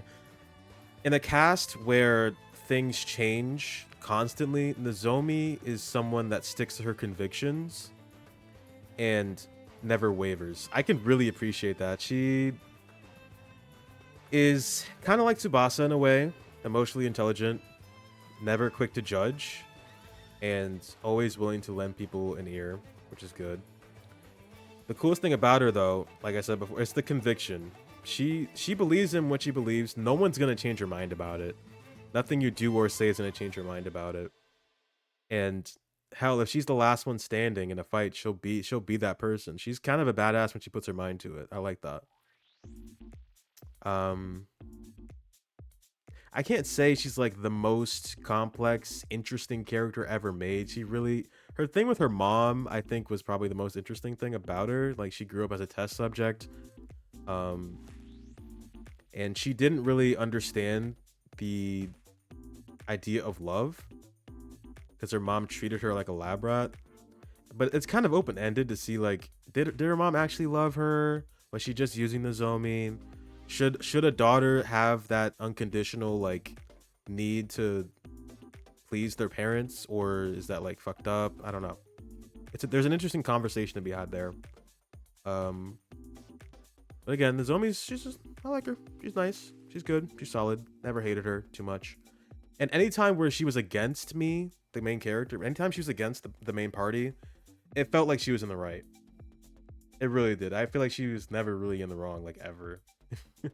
There was a point where I wish she was the protagonist sometimes, because she actually has a brain. And she was a protagonist for like 2 seconds. I wish there were more routes where we had different perspectives. Because Nozomi would have been a cool protagonist too. But yeah, she's good. Who's next?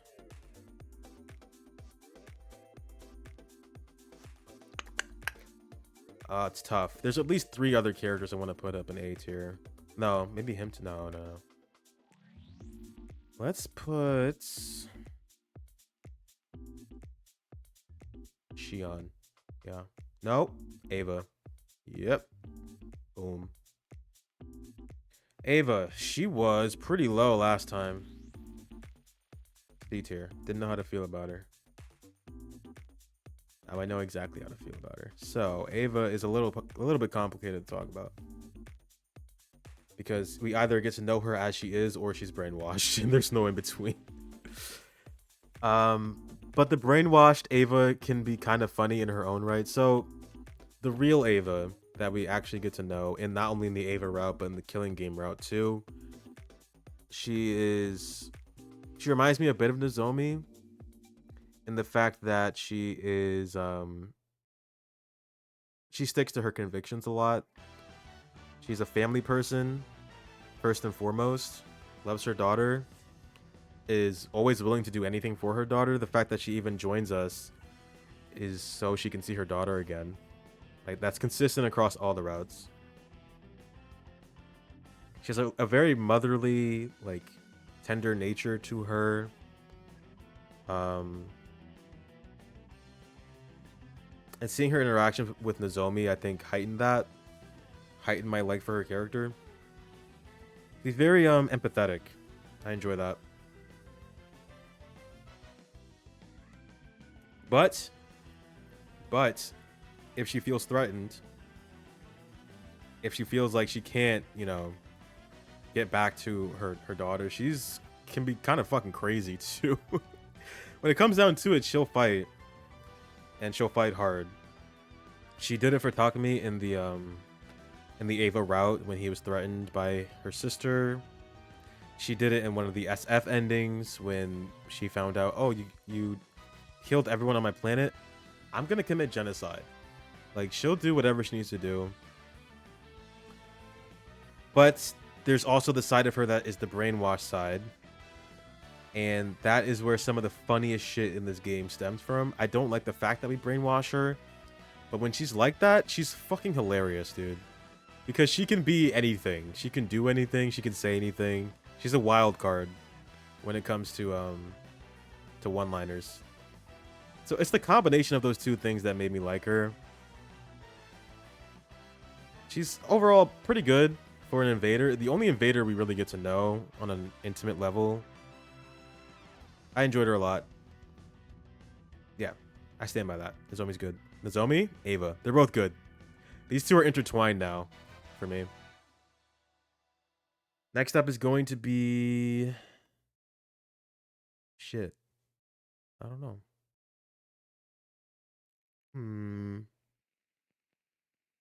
It's one of these two.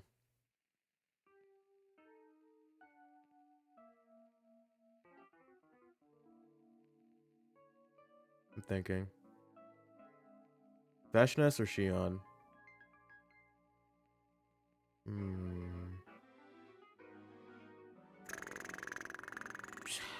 I like Shion a lot. I'm gonna put Shion. So, Shion. Why is he an A tier? Honestly, I could not tell you. I just like him. He's a weird character because he's like a non-factor in a lot of routes, but also a major factor in some. Very inconsistent when he shows up, for how long and why. He's the thing that we're protecting throughout all of the routes. He's the one fueling the flames, literally. Shion, more like Shien. He's the one we're protecting for the entire 100 days. But what I like about him, he also falls into this category of character. He's kind of like the character that has to learn how to become human, you know? Because his entire life, all he's known is being a weapon. He's a living weapon. I love living weapon characters. They're the best. He's a living weapon that wants to learn how to be a person before he dies. He has 100 days to live, and he still is doing what he has to do. That's pretty respectable.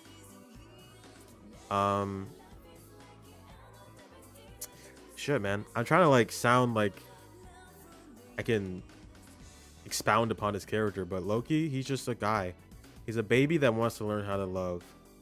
That's pretty great to me. I like Shion. He's cool. He can't be anything below he can't be anything below A. So I'm gonna put him here. We're gonna put no. We're gonna put Yugamu. Yeah. Crazy. Now where was Yugamu before? Yugamu was with Darumi, didn't know how to feel about him. I like Yugamu now. I like Yugamu now. Now that I kind of understand him. It took a long time, though. Oh, shit. Did I time out? I'm good. It took a long time for me to understand this character. Holy crap. The entire time I was like, he's just like a sick and twisted assassin that he gets off on killing people. No, that's not what he is. Brother doesn't even want to be an assassin. I don't know why it took me so long to really... Like, he doesn't even want to kill people. It's a family profession that's thrusted upon him. He is a character that he was our ride or die for the killing game, which really helped endear me to his character. He's very knowledgeable in biology, anatomy, poisons. I guess he's just an all-around smart guy, which I enjoy. Again, I like brains. I am not a zombie though. He rocks, and his design is sick. I always loved his design, but I didn't care about his character until now.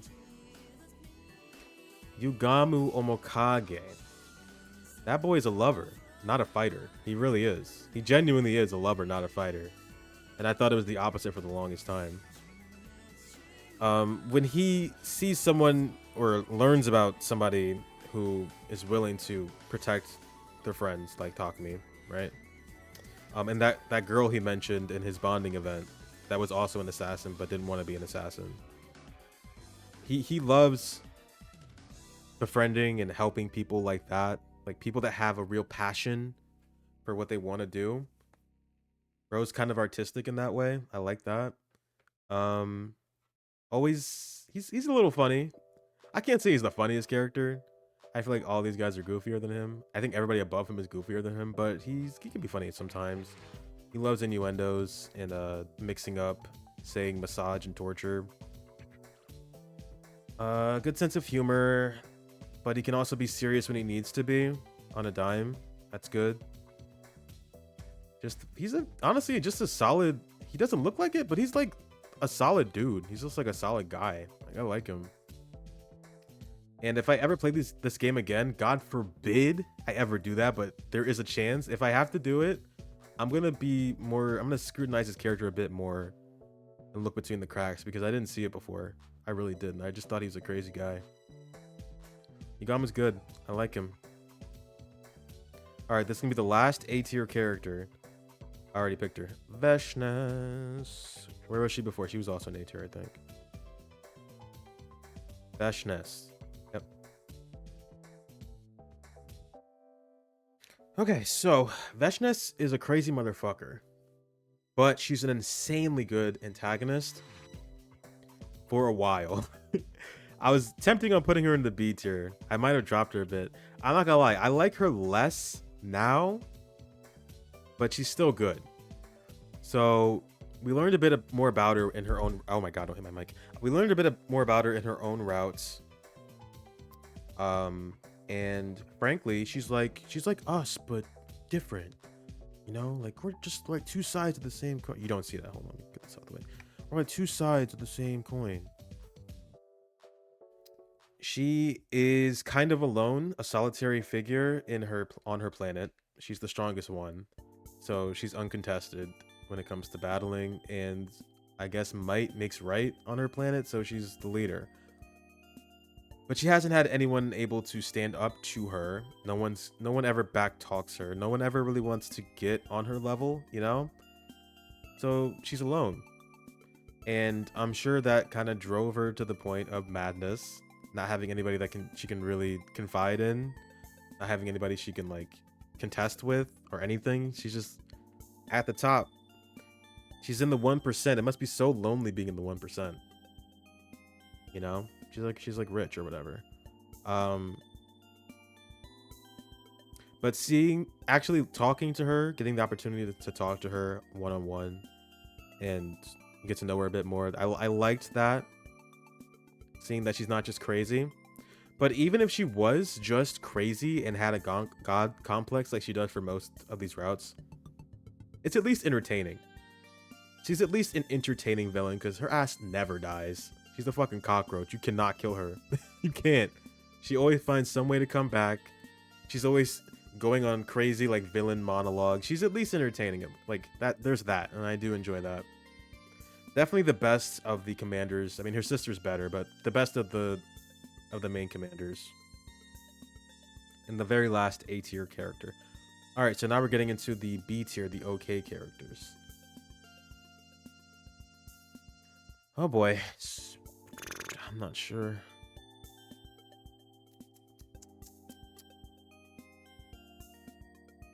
B tier is gonna be kind of flooded too. We're gonna start with this. Talk about it. He took a hit, not because of a certain route, but just because the competition grew more fierce. That's why he took a hit, comparatively speaking. He was A tier, now he's B tier. Get demoted. Takemaru. See, he has an awesome personality. He's a biker, but who's actually a good guy. He like takes care of old people, and he like goes to sporting events. He raises money for charity. But he comes off as an asshole. He curses a lot. He rides a motorcycle. He's just like, you know, he's like a tough guy, but he's a sweetheart too. Those characters are always good. But unfortunately, that's it. That's all there is to it. He just has a good moral compass, and he can say funny things sometimes. But it's not anything deeper than that. You know? I feel like he needed a bit more. Learning more about those other characters over time, Yugamu, Nozomi, Eva, Tsubasa, that made me like them more. And I didn't get anything else from Takemaru that I didn't get from the original 100 Days. Like I said, I do enjoy his moral compass. He's always trying to do the right thing. Even if he has to fight against the majority of the party, he's still going to do it. I mean, he kind of sticks to what he believes in, so I can respect that at least. But he's decent. He's okay. Who else? I'm gonna put Shoma next. Yeah, I'm gonna put Shoma. I think Shoma's in the same place. Yeah, he is. For a while, I was considering putting Shoma in A tier. But these guys are... Listen, if I didn't play the routes we played, if I did not play the killing game route, if basically every route on the kill Ato side made me love all of these characters. Well, not all of them, but mostly these characters a lot more. If I did not play that route, these two would be in the A tier.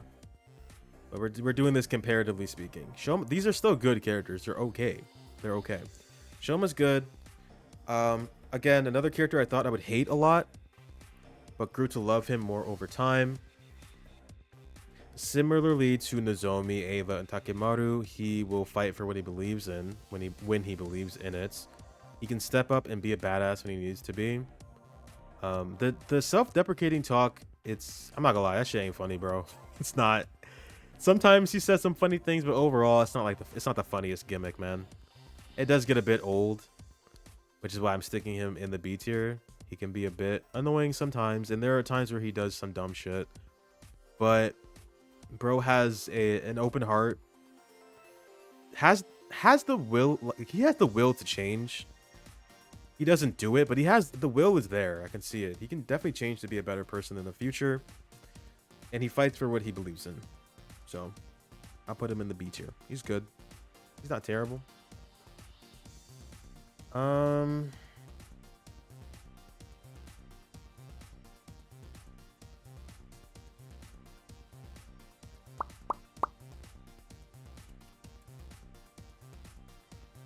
going to... I don't know. No, I think I know who's going next. Okay, so we're going to do... Kurata. Kurata, Tomato Girl. Where was she before? C tier. She went up. She got an improvement. Kurata Osuzuki. So I hated her before because she always felt like she was a fucking instigator, and she kind of is. But... in retrospect, there is a reason she does it. She doesn't take bullshit. So she speaks her mind when she has the mask on, at least. When she has the mask on, she will speak her mind and she will say whatever needs to be said. Whether that causes the party to get into an argument, it's always a coin flip. Usually it will be the argument. And that's why I didn't like her, because I felt like she was always derailing everything that we needed to do. It's like, oh, we're going to find out the secret to the world. And then Kanata's like, who ate my curry? And then they all start fighting over it. I'm like, what the fuck, dude? But it's okay. It's all right. It's all right. I think she's a needed character. Has really funny dialogue majority of the time. She has good chemistry with Kyoshika and kind of Gaku too. And I guess Ava too. She picks on people a lot. She can dish it out, but she can't take it. I think that's kind of funny. Also one of the smarter characters for sure. She's definitely one of the more intelligent characters.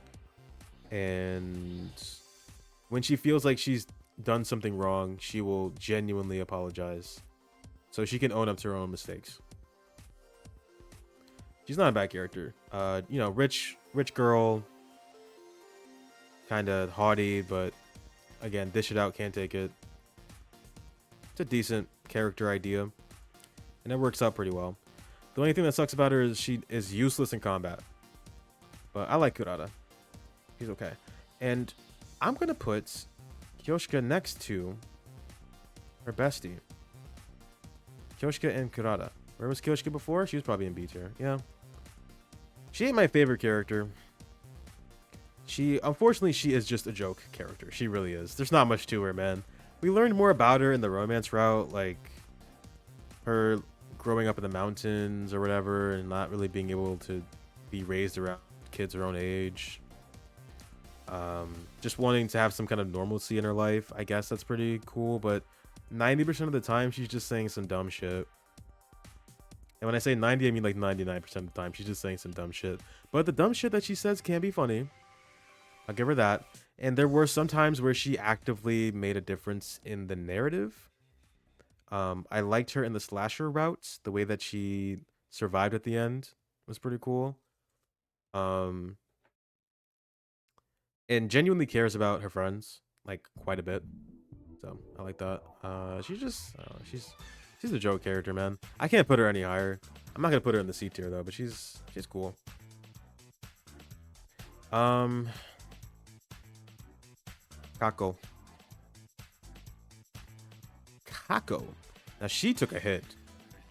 She took a hit. She's almost went to the C tier. She was A before. She was my favorite in the A tiers for some reason. I don't know why. I think it's because she crashed out at the end against Veshness and started like murdering her. If Kako G was on this list, I'd put Kako G up here. Kako G was a very, very fun villain. But Kako, regular Kako Light, if you will, there's not much going for her. She's just, well, I'll say what I do like. What I do like about her is, her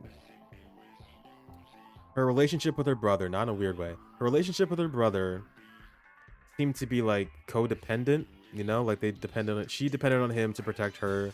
He depended on her to give her a reason or give him a reason for living or whatever, right? But she is always the first one to try and break away from that relationship and change things for the better, which I can respect. She wants to live her own life and follow in the steps of her father. I think it's pretty cute how she has like this detective thing going on all the time. And she has visions, I guess. She's okay. She's again sucks in combat, but she's okay. She's better than her brother because she's at least trying to live on her own. And I like when she is trying to be independent because she won't take shit from nobody. Yeah, I think that might be the end of the beat. Well, we gotta rank these two. Fuck.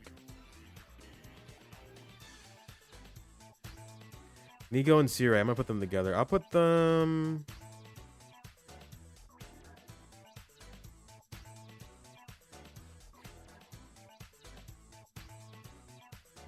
Put them here.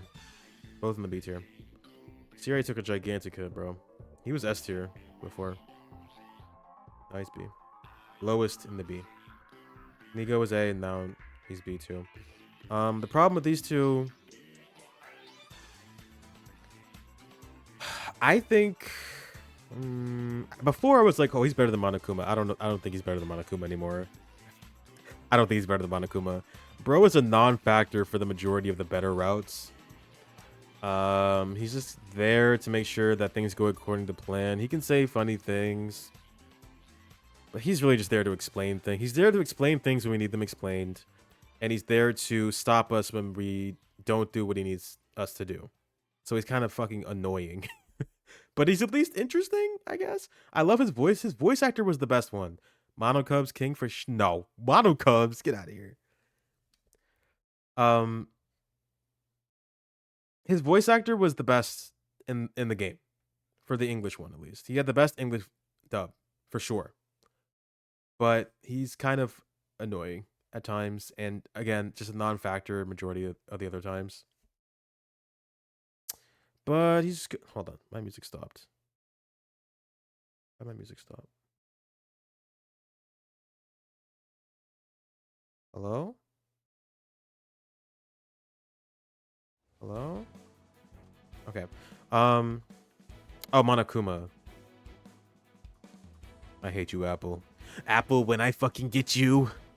Okay, yeah, Monokuma, yeah. Monokuma's better. For a time, I thought Siri was better. Monokuma's better.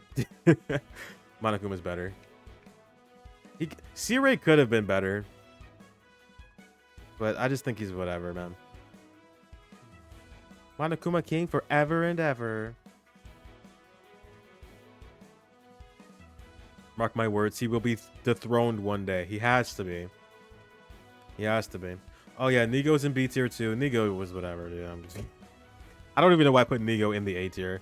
He's funny, I guess, sometimes. I like how he's, like, nice. I like how he's nice. He had a pretty cute relationship with Ava in the first route, where he was kind of like her chaperone. But also, it's our fault that she was brain dead and brainwashed to begin with, so it doesn't really make up for that. It's whatever. Okay, now we're getting into the meh tier. Meh. All of these guys, everything below here, characters I literally did not give a fuck about. Or I thought could have been better, had potential. This is the protagonist of the game. This is the protagonist of the game. I hate Takumi. Why is he not D tier? Because there's one character who's worse. But I don't like Takumi. I do not like Takumi. He's a poo-poo butt, stinky butt shit. He smells like fucking ass. He's dumb. He's an idiot. He has redeeming factors to him.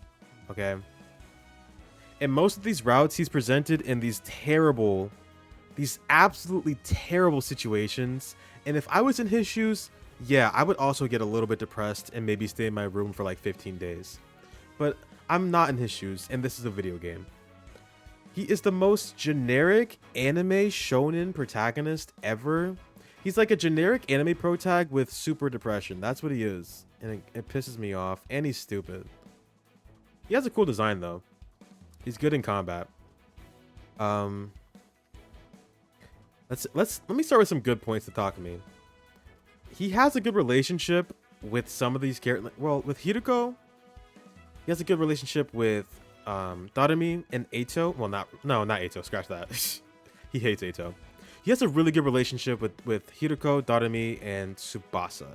I think the three of them work pretty well together. They bounce off each other pretty naturally.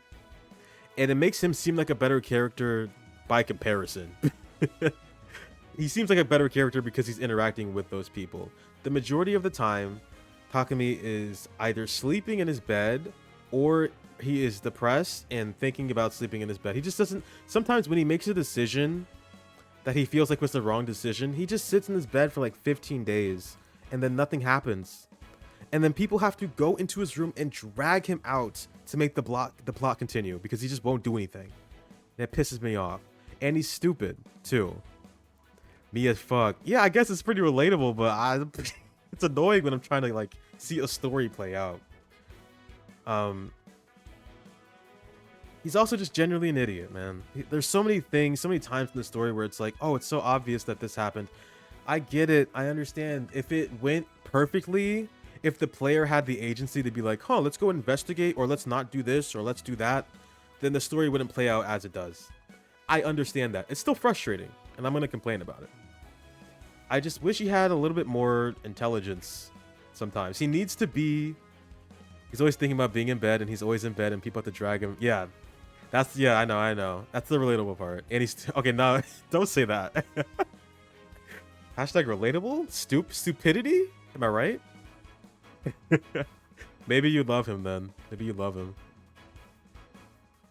I am not a fan.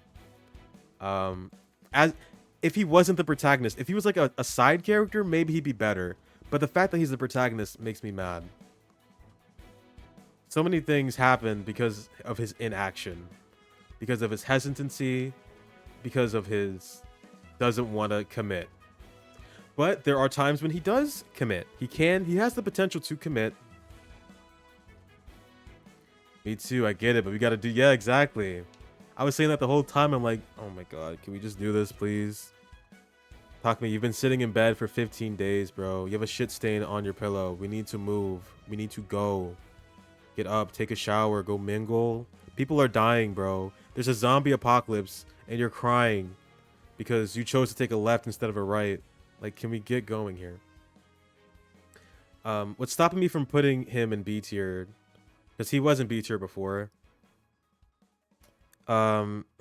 He has the potential that he has commitment. I mean, bro went back in time to save somebody. Like, that's pretty big. And he's always willing to look after his friends. He is, for better or for worse, the anchor of the team. I really don't know why he is. It's because he has red hair. He's like the Red Ranger, I guess. But again, like, he cares about his friends. Is willing to go to great lengths. I mean, there are many times where he put himself in harm's way just to help somebody else, even when it would have killed him. He's very resilient. But guess what? Do you know what I'm describing right now? I'm describing every shonen anime protagonist. That's the problem. It's like, okay, cool, dude. The most unique thing about him is how depressed he gets. The most unique thing about him is how depressed he gets and how long he sits in bed. But he can be funny. I'll give him that.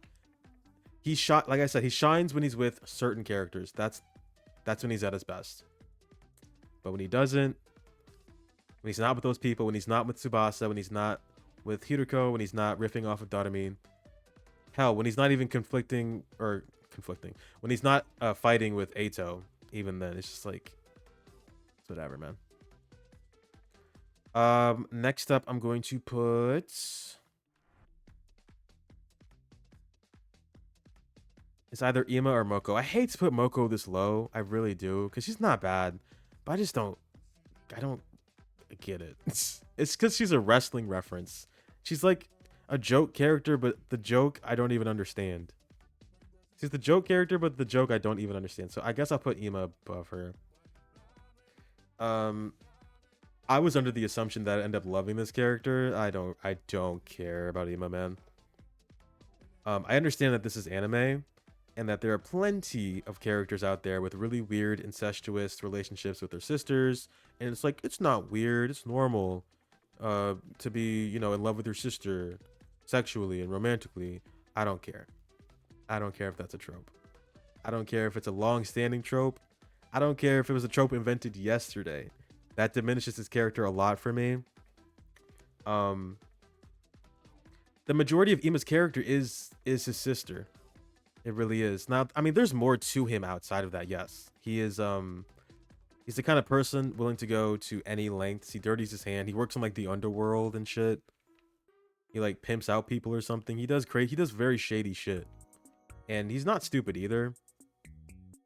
Except he kind of is. Because most of the times where it feels like he should have been the one to intervene in a mystery or in a conflict, he ends up doing nothing.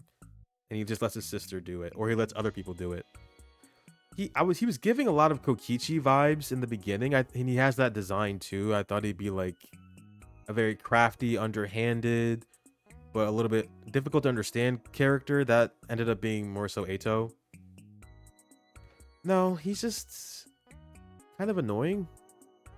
He says some funny things. Here's the thing. Everybody in this cast says everyone's funny to a certain degree. Everyone says a funny thing.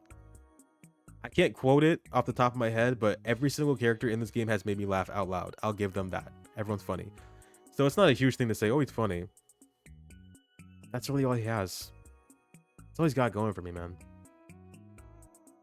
He definitely wants to be, like, he tries to become more independent. And he respects his sister's wishes when she genuinely tells him, hey, we need to, like, be our own people. It's tough for him to do that, but he'll do it.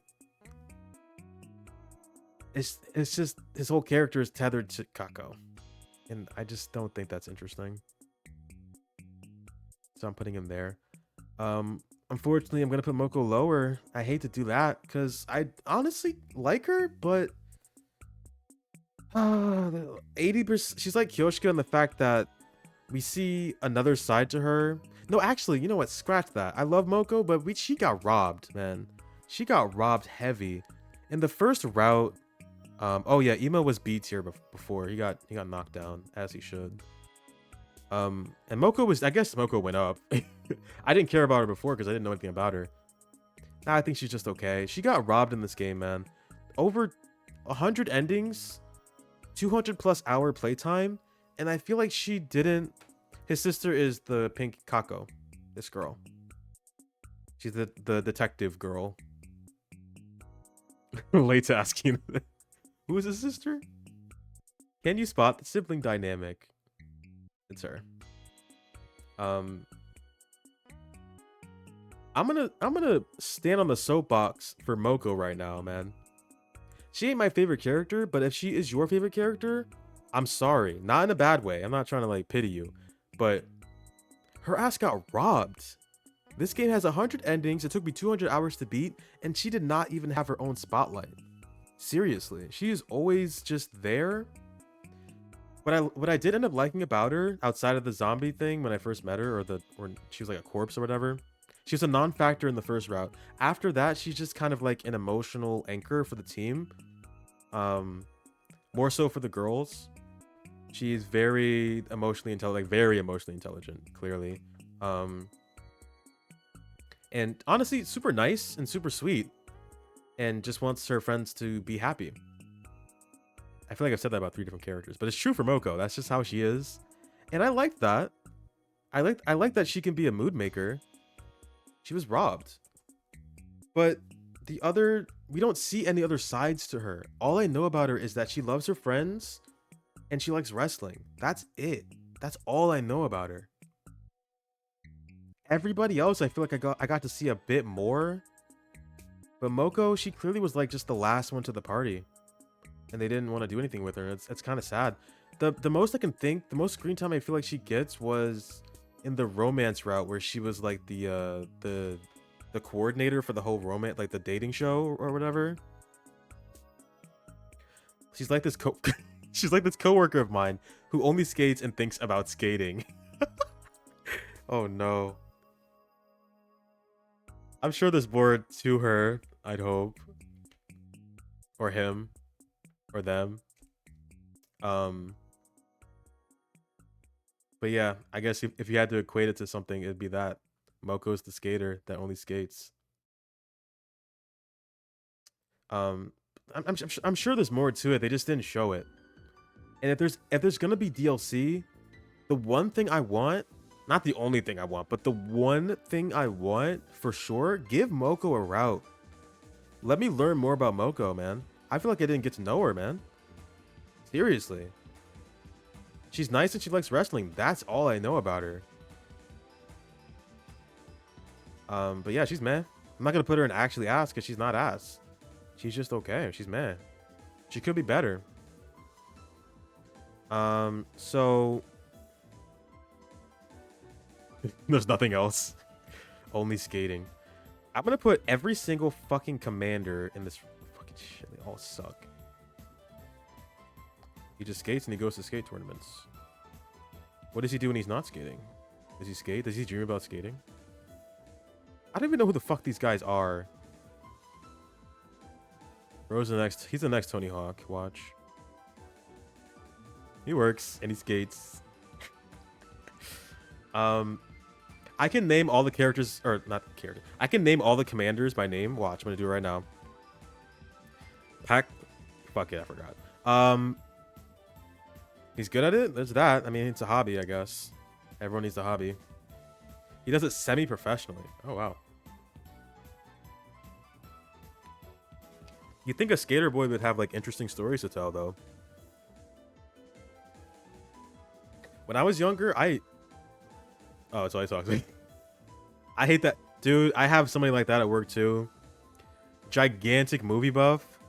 Gigantic movie. Like, I like movies, but like this dude loves movies. And he only talks about like 80s, 90s films and like actors I have no idea about. He's like, "Oh, have you heard of Markle Ray?" And I'm like, "No." "Oh, well, he was in that one movie with Shaniqua Jones." And I'm like, no." "Oh, well, you know that it was like 20 years ago." It was like, I don't know what the fuck you talking about, bro. And I hate to be rude. In the back of my head, I'm like, dude, I just want to walk away. I just want to walk away. I'm sorry. I know this is your hyperfixation, and I'm glad for you, but I can't because I don't know what you're talking about, and I don't want to learn because I'm working. I want to go home and play this anime game and make a tier list. I'm not thinking about fucking some 80s movie right now. Like, I don't give a shit. What was I saying? Oh, commanders. Oh, Commune. I wish Commune was on this tier list too. Yeah, seriously. And I feel dumb because it's like, should I know this person? He says it like I should know it. I don't know actors, man. I don't keep up with the acting world. I kind of don't give a fuck. I just watch movies that look good. If I see a movie with the actor in it, I'm like, okay, cool, he was in that.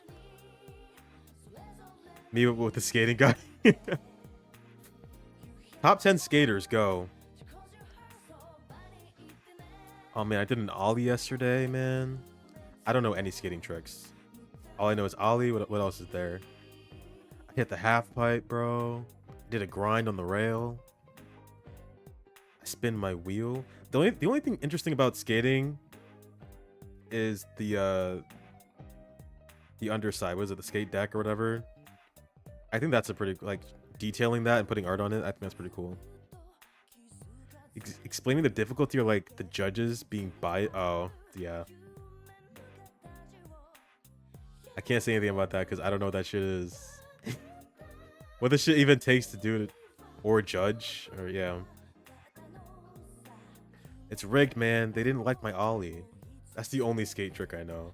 What's it? Can you name one? He must have mentioned another one. There's gotta be more than an ollie. Kickflip? Is that what it's called? Kickflip?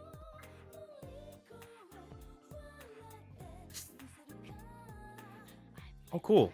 Damn, that sucks. Oh, cool. Yeah, exactly. I'm like, oh, yeah. Okay. Oh, wow. Yeah, that's... I'm like, yeah, huh? Mm-hmm. Oh, yeah. Listen, everyone has that one thing. It's okay. But you have to understand. This is how... I try to be that way because I understand I have hyperfixations too. All right? I'm a fucking nerd. If somebody clearly is not into what I'm saying, I gotta temper my expectations here and just like... You know? Chill out. Just like chill. Don't go into hyper explaining because they're not gonna understand, and locally they might not care. Yeah.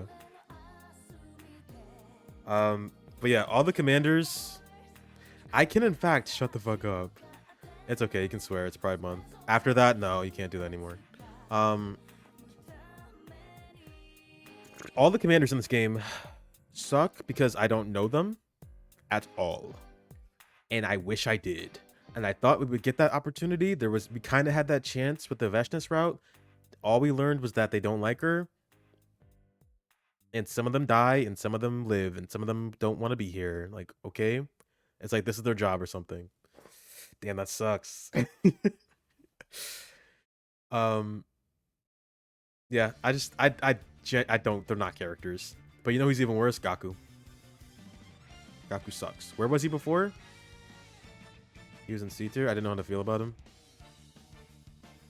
I hate Gaku, and I think he should burn in hell. So, before I was like lukewarm to Gaku. I think I'll give him one thing. I will give him one thing. I will say that Gaku is the most realistic depiction of a high school boy, and the most realistic depiction of somebody who'd be thrust into this situation.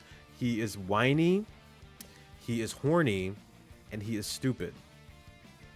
But, you know, people are like that. He's a very accurate depiction of a person. Here's the problem. It's annoying. He doesn't grow out of that. Like, there are sides to him, I guess. Like, he knows that whining doesn't really solve anything or whatever. But he still does it. He still does it. He's perverted. He fucks shit up. He doesn't do anything good. He doesn't ever help. Every time he tries to help, he fucks it up. And then when he fucks it up, he blames it on somebody else and makes excuses. And I'm like, dude, at least everybody else that has fuck-ups, like Kurata fucks up, she owns up to it. Takemaru fucks up, he owns up to it. Shoma is constantly fucking up, always owning up to it. He can never take responsibility. What ruined my perception of him was the zombie route. And so what happened in that route is that he and Doremi is excused because I love her, but he has no excuse. Him and Doremi are the ones that brought the reason the zombie onslaught happened. They're the reasons that I can't talk. They are the reason that it started. And so instead of him owning up to it and telling everyone, hey, I understand what happened and this is how we might fix it, he just sits on it. And it progressively becomes a worse situation because of it.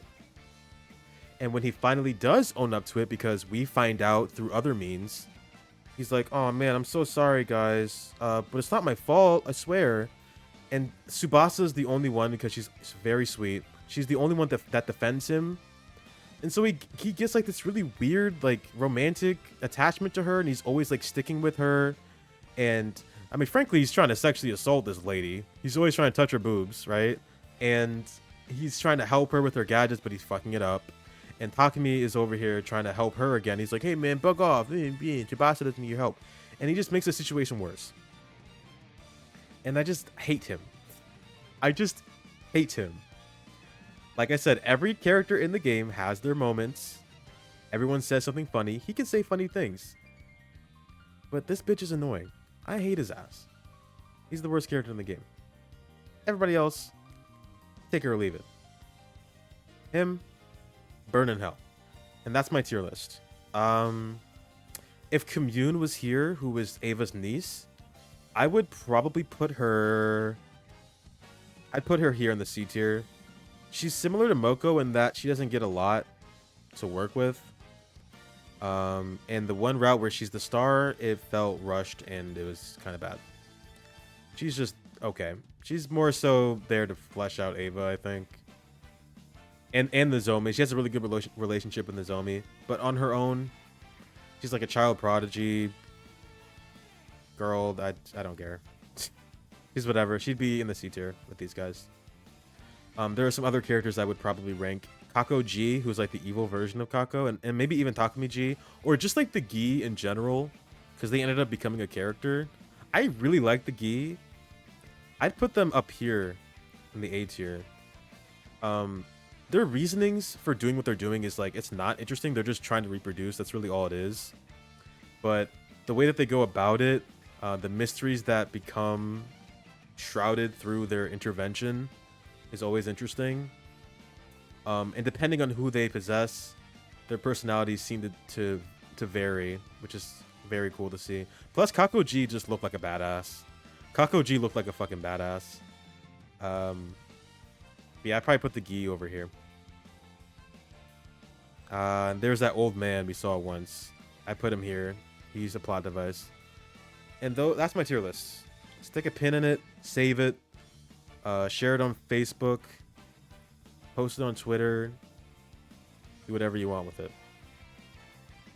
2 hours in. Okay. This is the last thing we're going to do. No, the second to last. We're going to do one more tier list for the story, for the routes. I can do that pretty quickly. I know exactly what I'm going to do. And then we're going to talk about what... Or I guess more so like what... I'm trying to figure out what I'm going to stream next because I have no idea. So I got to find a tier list for the routes. Give me 1 second.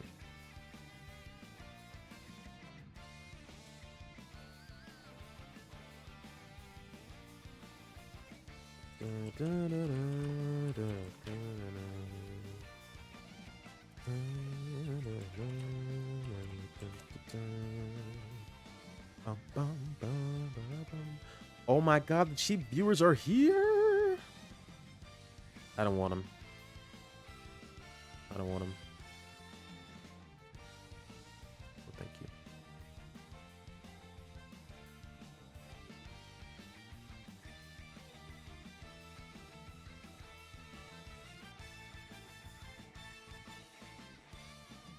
Okay, here we go. I know they're cheap, but like, I don't know. I just don't feel comfortable with that, you know? I'd at least want them to be $1 minimum.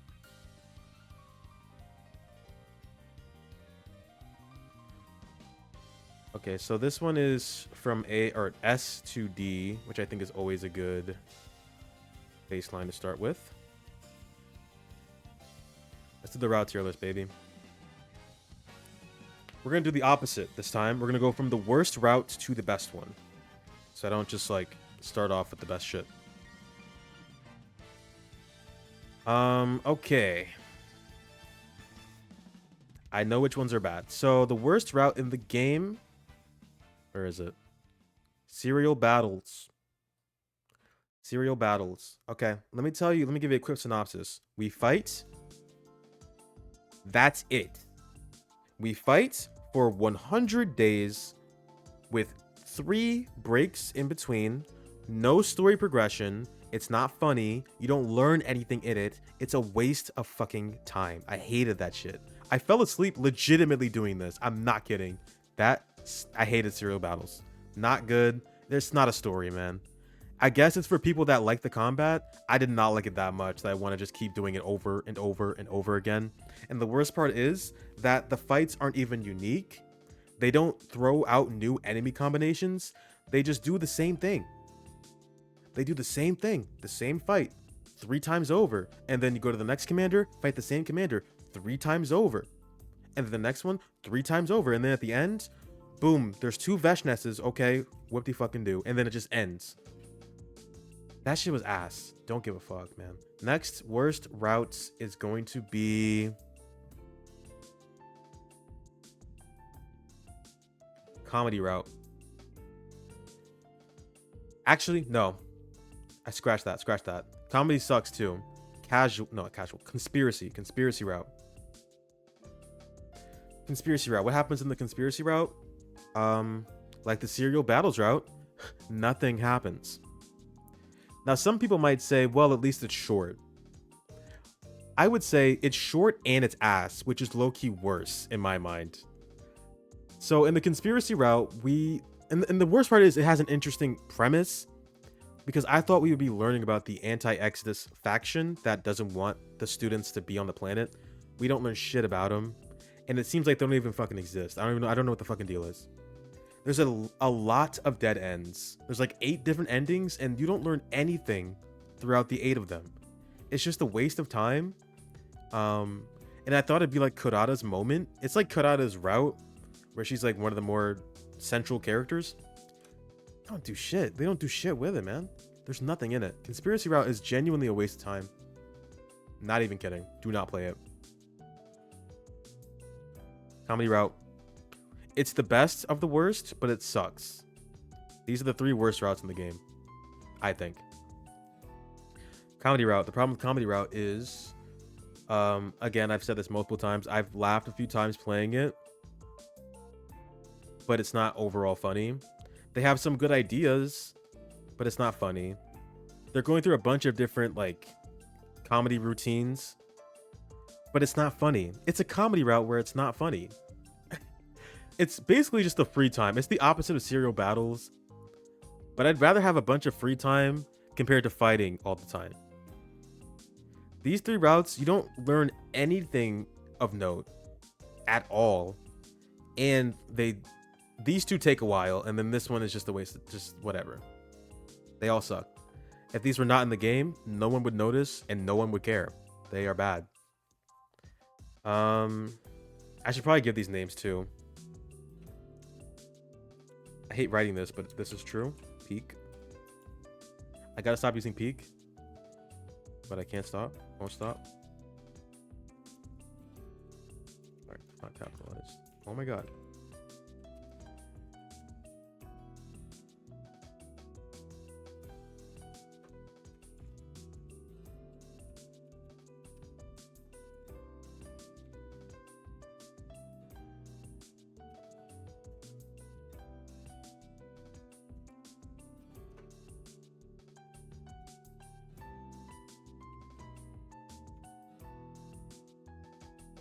Hearing you mad. It was funny. Thankfully. I'm glad. We're not done yet. Alright, C tier. C tier routes aren't awful. These are basically routes I can see people liking, but I just didn't like them. And again, I'm trying to do this in order. Let me think here.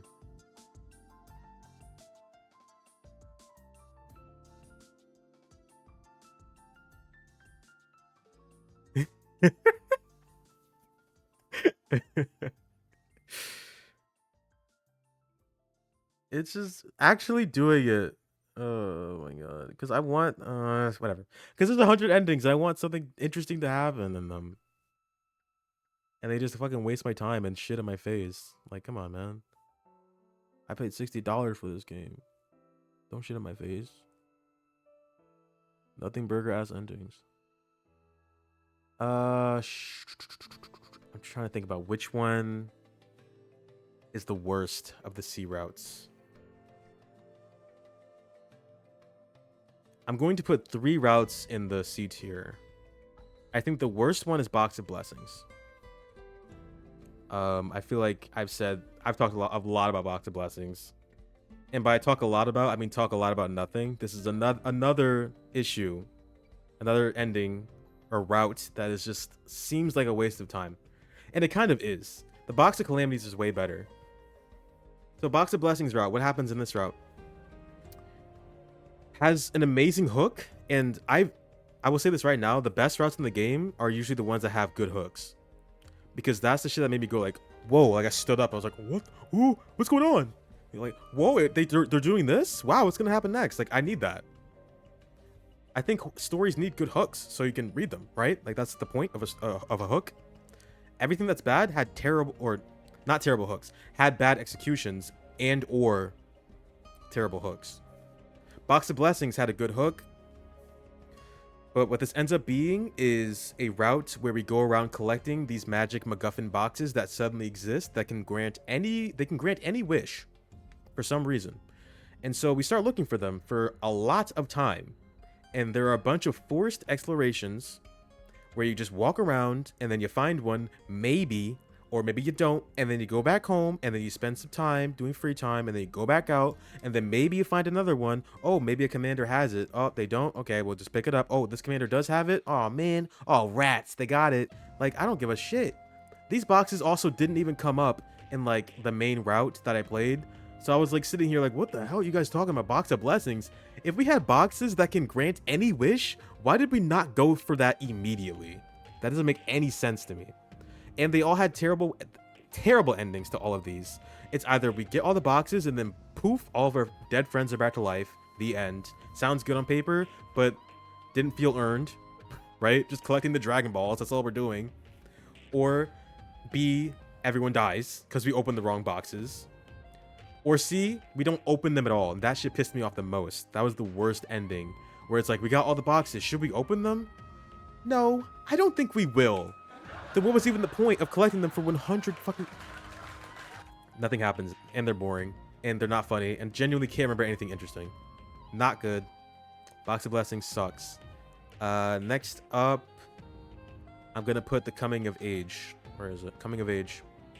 This is a route I had a lot of hype for. A lot of high expectations for because I knew that one of the writers for Persona 5 wrote for it.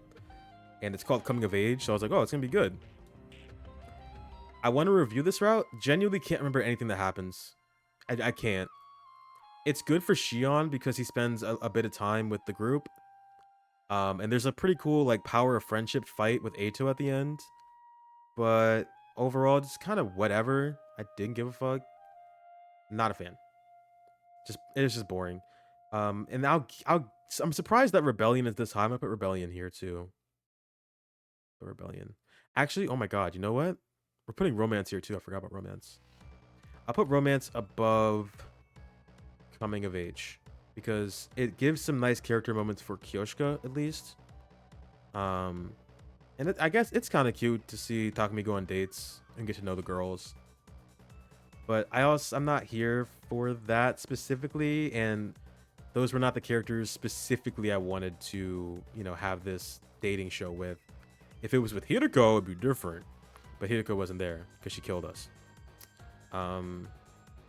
It was whatever. I'm sure if people like those characters, if you really like Kurata and Kyoshika, then Romance is good for that. If you really like Tsubasa, honestly, Killing Game is a better route for her romance. But she's also there, I guess. Rebellion route. I want to like it so bad. A bit of wasted potential. It was my first introduction to Commune. And I was like, whoa, this is really cool. We get to know Ava's like niece. We're going to learn a bit more about the rebellion.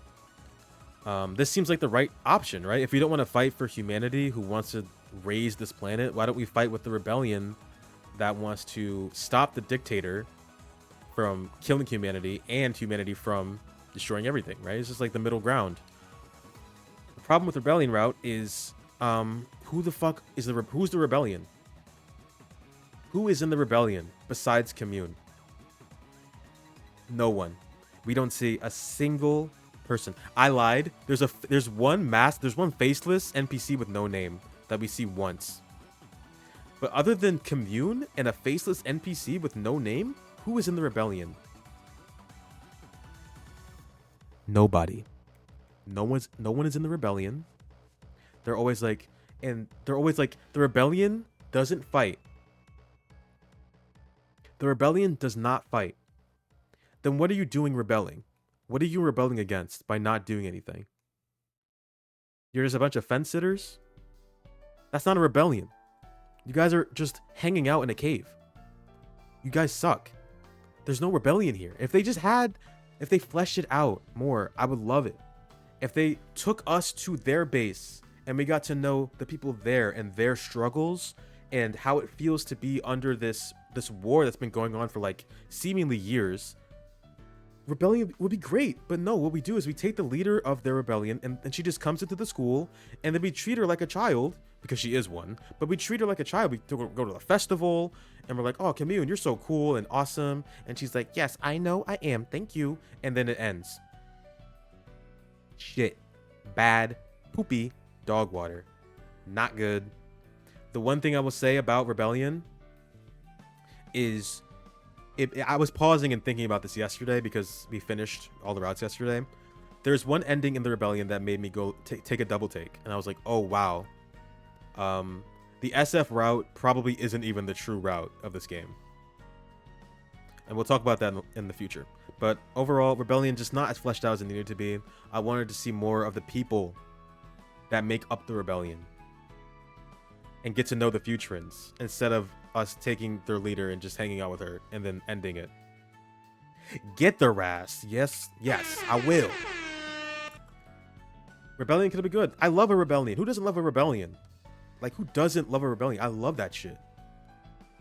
Let's fight the status quo. Let's like destroy the hierarchy. Let's go destroy the government. Tear it down. Power to the people. They didn't have that. There were no people. There is no rebellion here. There's no fucking rebellion. Okay. B tier. B tier, B tier, B tier. Lowest in the B tier. Splasher. No. Ava. Ava route. Ava route is great if you want the power fantasy of being able to communicate with your prisoner and then making her pregnant. I'm just kidding. That is what happens though. But it's the first exposure we get. Yeah, I know. Yeah. It's bad, but not in a good way. It could have been better. So the problem with Ava route is it is the first time we ever really get to have a one-on-one conversation and communication with Ava and get to know her as a person, a little bit more about the invaders or the Futurans, her people, more about her niece and why she was willing to be taken prisoner as opposed to just dying, right? Because all the other commanders just wanted to die for the most part. We also learn for the first time, at least I did, about the boxes of blessings and calamities, which was cool because it played a role in the other routes. I'm like, whoa, Ava mentioned that. That was cool. But it's just the entire route is literally all cutscenes, which I shouldn't complain about because I don't mind that too much.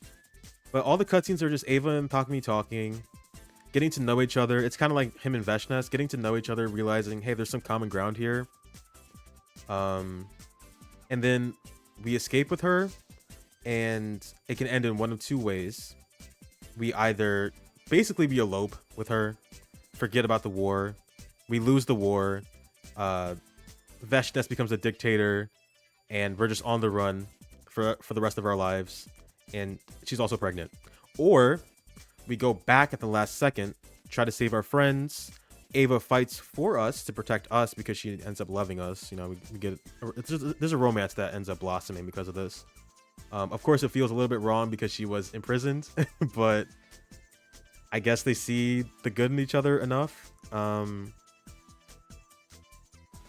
she comes back, fights for Takumi, ends up beating her sister, who's like super powerful, which I thought was pretty cool. Dies, but she sets the stage for a future, peace between the Futurans and humans, I guess. Which is, I like that ending more. I think the Ava route could be better if and only if we didn't spend all of the time with Ava and we got to see more of how everybody else feels about Takumi going to talk to her every day. We didn't get to see too much of that. It's just us getting up in the morning, talking to Ava, and then going to sleep, and then talking to Ava, and then one day we're like, I'm gonna bust you out of here, sweet cheeks, and then we leave. There was a little bit of a moment at the very end where we got to spend some time with Ava and Commune in the Rebellion hideout. That could have been more time to flesh out the Rebellion. but they didn't do that. That could have been more time to get to know the people of Futurin. They didn't do that. And then it just ends. I think Ava was a bit too short, and it needed more time. I think. But it wasn't terrible. I didn't hate it. I'm going to put her sister right next to her. Damn, that sucks. You know exactly what I'm talking about. We've both played this game before. Veshness route. Similar to the Ava route. Too short. Way too short. It's like 34 days. But it is the only look that we have into our enemy's point of view, which I thought was really cool. We got to talk to Veshness, who is like the big bad villain in pretty much every single route. Get to know her, you know, bring her down to earth with us. Be like, hey Veshness, how do you feel about pink lemonade? And she would tell us, you know. And we learned. I kind of said this when I was talking about Veshness earlier, but she's the kind of person. She's just lonely. She's still crazy though, but she's just lonely because nobody is there to stand with her. She's just so strong. She beat the Supreme Commander at the age of 6, by the way, which is hilarious. She's so strong. And her planet is honestly one full of peace. People don't want to fight, but she does. Like, do you see what I'm getting at? Nobody really wants to be on her level. Nobody's trying to be on her level. And so she's cold-hearted, kind of has to close off her emotions to other people and can't let her, she never lets her guard down. She said she never falls asleep, by the way, which is bullshit. There's no way. She's like half asleep or something. I don't know how you even do that. But she lives on the edge all the time because she knows that nobody agrees with her way of life, and if she lets her guard down for even a second, she'd be killed. They tried to humanize her. They tried to humanize all the commanders, which I thought was cool. Did it work? No. It did not. Because in every other route, we can never communicate for some reason. I really wish there was some way we could just have some peace talks. I understand this is a war that we started like probably 100 years ago. But like, we just got here, so it's not really our problem. Veshness route was good because it's the only look we're going to get into her and the commanders. But it's too short. It really did need more time. And it had a really cool subplot going on with Tsubasa, because this is the one route where we told Tsubasa to basically suicide bomb into Veshness, and she didn't do it. And that's why we all got captured and this whole situation started. I think that's a pretty cool hook. Ugh, I can't talk. That's a cool hook. And the entire time Tsubasa's grappling with the fact, I'm such a coward. What can I do? How do I make it up to everybody? So there are lots of cool ideas. Just way too short. That's the only problem with them. Last in the B tier, I'm going to put Slasher.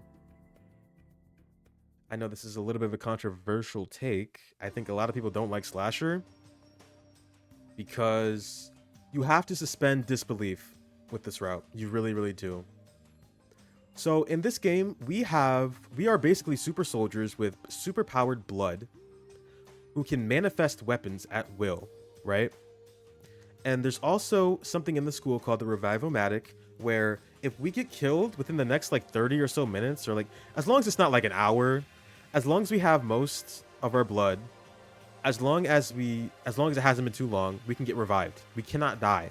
We are essentially immortal in the right conditions.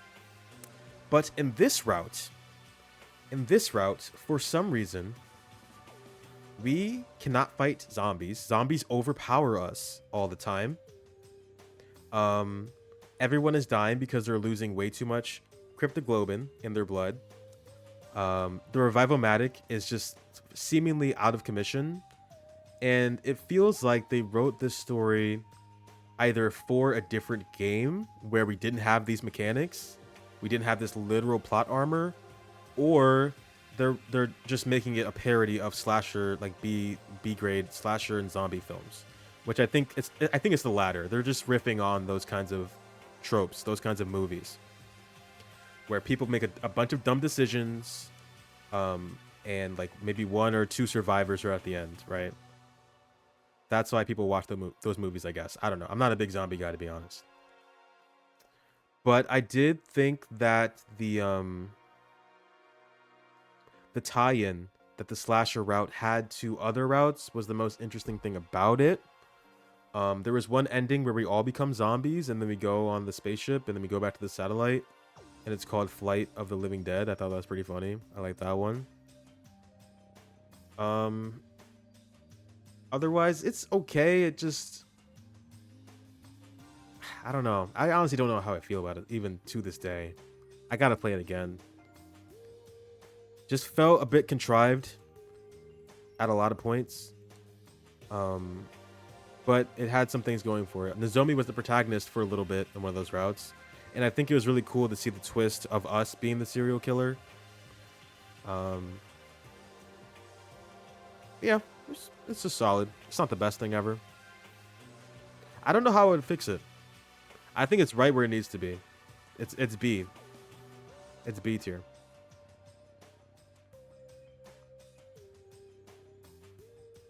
Okay, now this becomes complicated.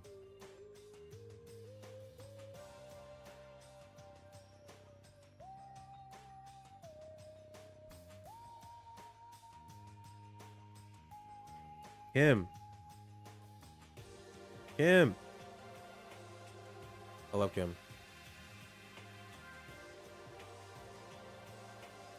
I'm thinking, hold on.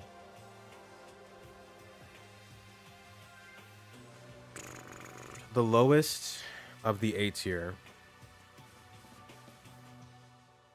I'm going to put the mystery route. Now, this route unfortunately gets the short end of the stick because it's a means to an end. And I hate that. I hate that because it was really good to start.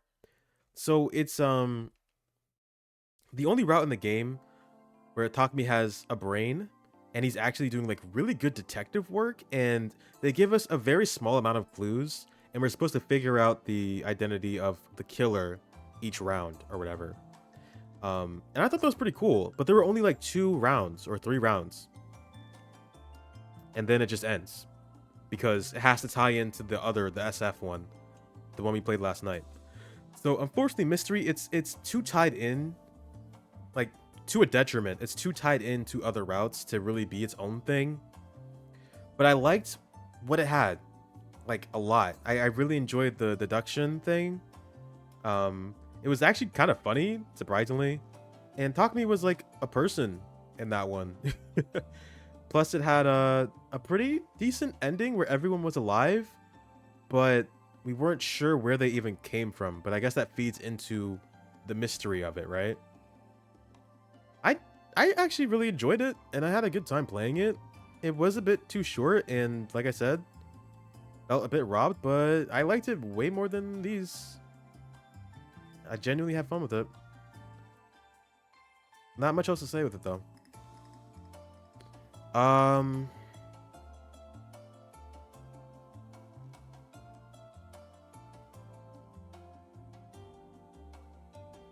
Put casual next. Casual route.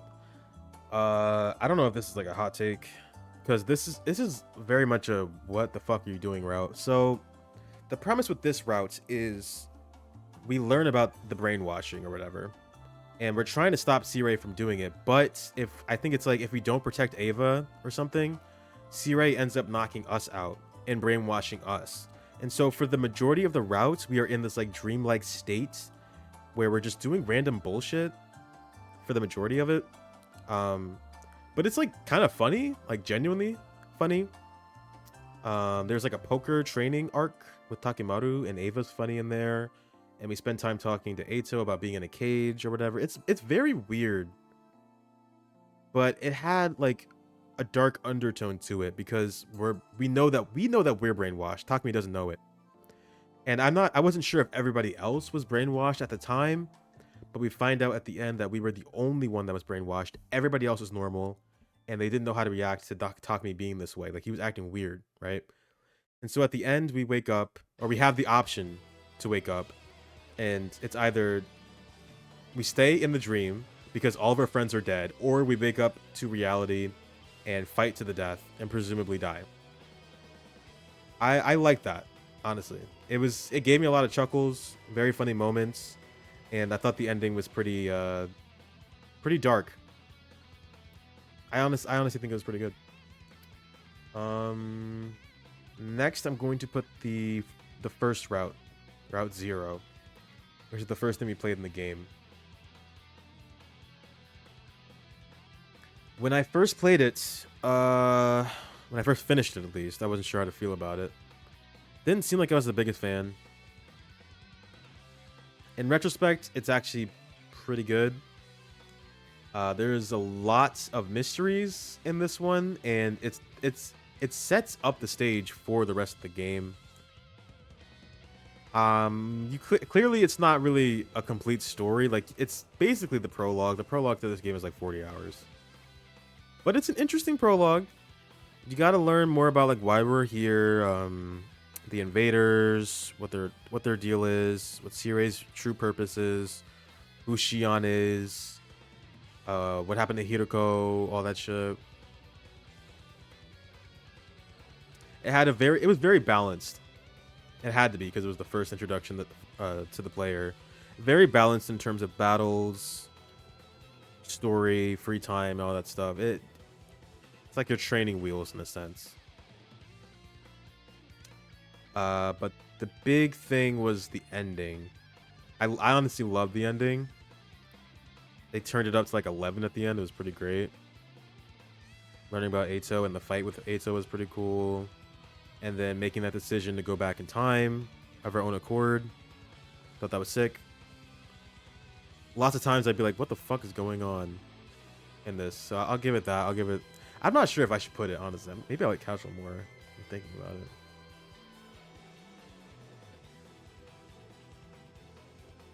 Honestly, no, we're going to move it down. I'm going to put it at the lowest. Yeah. It's just the foundation. It's a good foundation. But everything above it is just way more interesting. Yeah, I'll put it low. I'm going to put it low. It's a good foundation. I'll give that. Oh, I forgot about this too. Reset route. This is basically the ending. Is this even a route? This is like just one ending.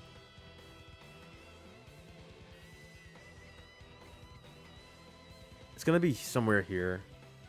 I'll put it there. Yeah. No.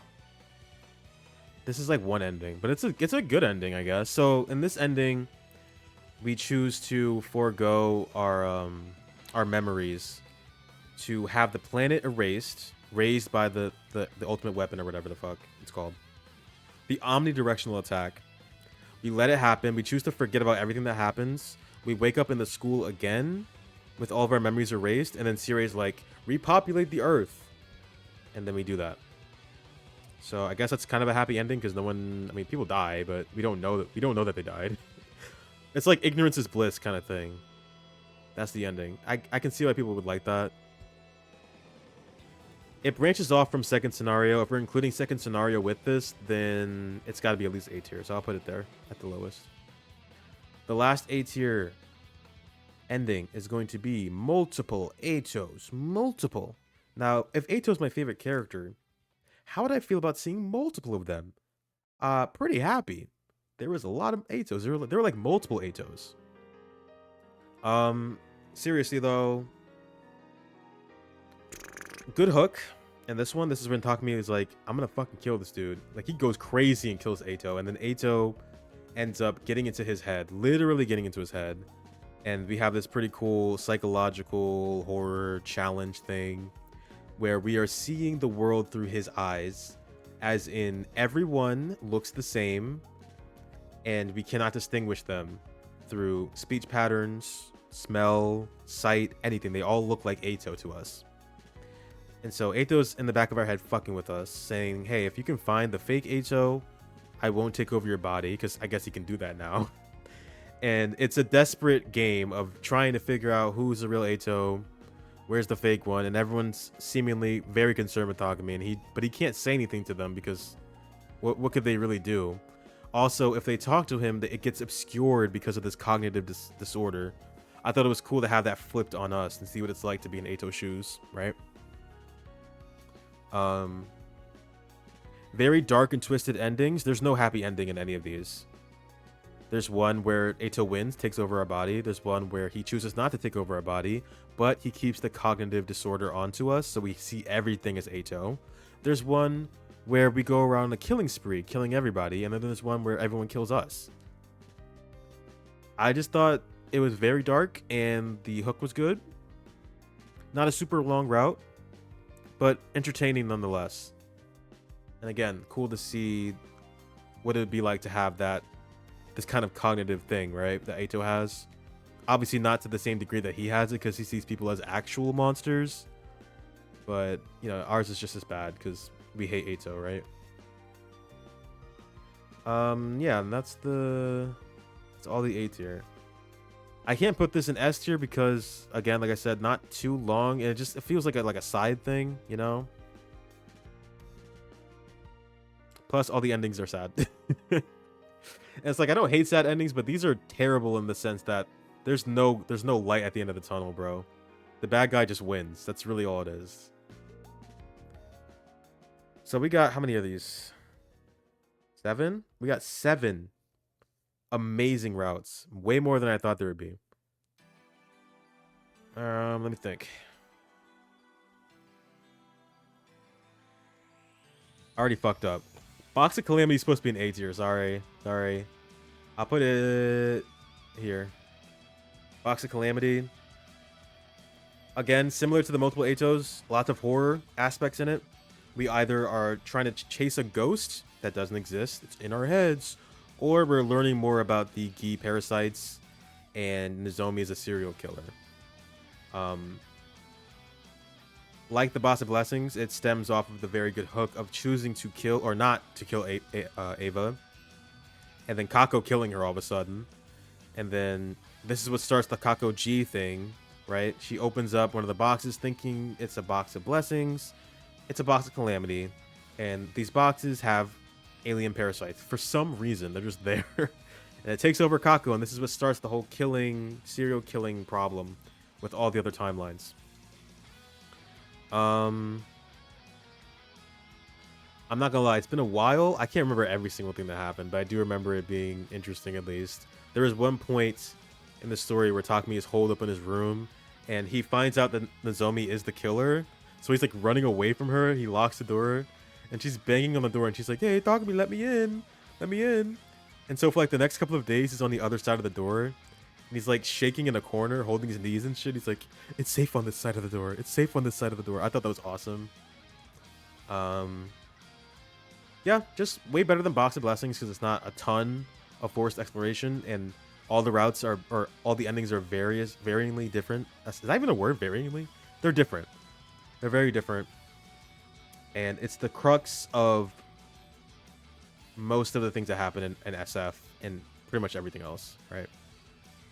I think it's very good. Very solid. But not good. Not as good as multiple Atos. Alright, so we have 5 now. No, this is 6 though. I can't count. Sorry. I'm going to put the Colts. No. I'm going to put Goodbye Ato at the bottom. I love it though. I love Goodbye Ato. So this is the one where we see the story from Ato's, like actually from his perspective. It's an extremely short route, like maybe like a couple of days, maybe like 10 or 20 or something. But I did say this. I wish we shifted perspective more in this game, just because there's so many different endings, and this is one of the few where we actually do that. We play as Ato for a little bit, and this is also the ending where he blinded himself. So they have this effect on the screen. It's not really a good representation of being blind because I can still see plenty, but it's good enough, I guess. And we learn about Ato, how he felt repentful for the things he did. He wished that he could make it up to everybody, but he understands that he can't erase. He can't wash his sins away. So he just goes away and walks a bit. And this is the most we see with Futurins on the planet, which I thought was really cool. We get to befriend this like group of kids, runaway kids, that seemingly got into this war zone by accident. And Ato like opens up to them and is starting to show his humanity a bit more with people that aren't Takumi or the SDU. I just remember it being very well written from his perspective, contemplative, just a good time in his shoes. He ends up dying in the end, but he obviously had to. It was just it was very short but extremely sweet. I can't put it higher though because of it being that short. But it had to be too. You see the problem? It had to be short, but I wish it wasn't, but it had to be. But it's still peak. It's still peak. The next one's gonna be the Colt routes. I don't care what no one says. This is one of the best endings in the game. One of the best routes in the game. This is the route where we sacrifice Takemaru to suicide bomb into Veshnes. And because Takemaru told us to take care of everyone, Takumi takes that literally, right? And he tries his best to be the leader that everyone needs. But his confidence is clearly waning because he's a little bitch. So Yugamu comes up with the idea to make a drug that increases his natural pheromones or something. And so Takumi takes it because he's a little bitch, and everyone starts to become very horny for him, like to an obsessive degree. And not only is it funny, but it's also genuinely creepy because we're seeing sides to these characters we never would have seen otherwise. They're all being robbed of their own agency, but they're complicit in it. They don't care. They're accepting it, and Sirei is doing nothing to stop it either. No one's doing anything to stop it besides Nozomi, who isn't affected because her hemoanima is like weak or whatever.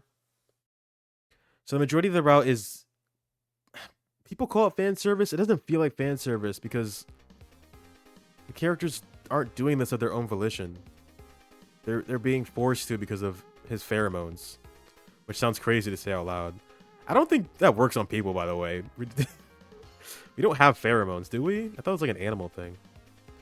But yeah, after a while, because he takes the medicine so often, he doesn't need to at a certain point. He just has this natural charisma.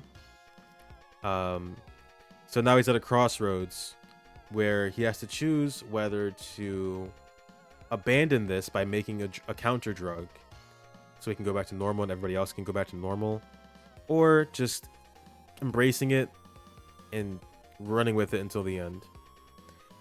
If you choose to try and counter it, I think either Nozomi or you ask Yugama to make a drug to fix it, and then he betrays you. You get paralyzed, and then the entire group beats Nozomi to death in front of you. It's fucked up. And that's the one with the Eito ass cheeks out. Now you're just like literally a living idol, a god to these people. Oh, and also his pheromones are so strong, even the enemy wants to fuck him. Everybody wants to fuck Takumi. But yeah, either you try to fix it and then you end up becoming just like an idol, which is pretty scary to think about, right? Or you embrace it, end up brainwashing Nozomi, and then you have sex with her, and then you go to the satellite and like you're just like this demon overlord guy that's using his charisma to control everyone around him. You see Takumi sink further and further into this like degeneracy. I think it's brilliant. I think it's awesome. I think people who are saying it's uncomfortable don't realize that's the point of it. It's supposed to be uncomfortable. It's a cult. I don't know why you want to write a cult to be relatable. It shouldn't be. But I thought that was really cool. It's a very interesting scenario. And yeah, it's fucked up. So next is gonna be, this is tough. This is where it gets really hard. I like all four of these, not equally. I think we know which one I'm going to put at number 1, but where to put these next 3, not sure.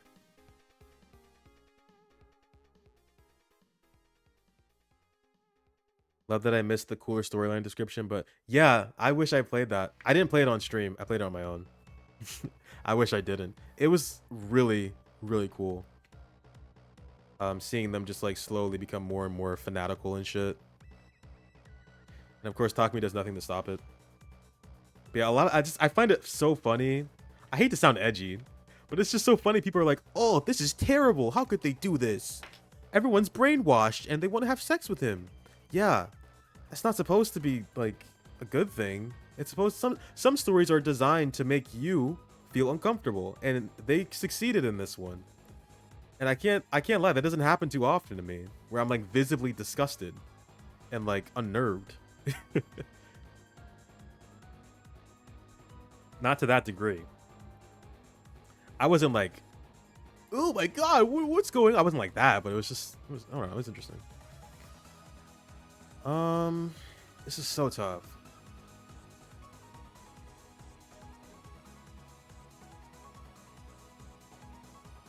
You love that personally? You should look it up. I'm sure there's like a YouTube video that outlines the entire route.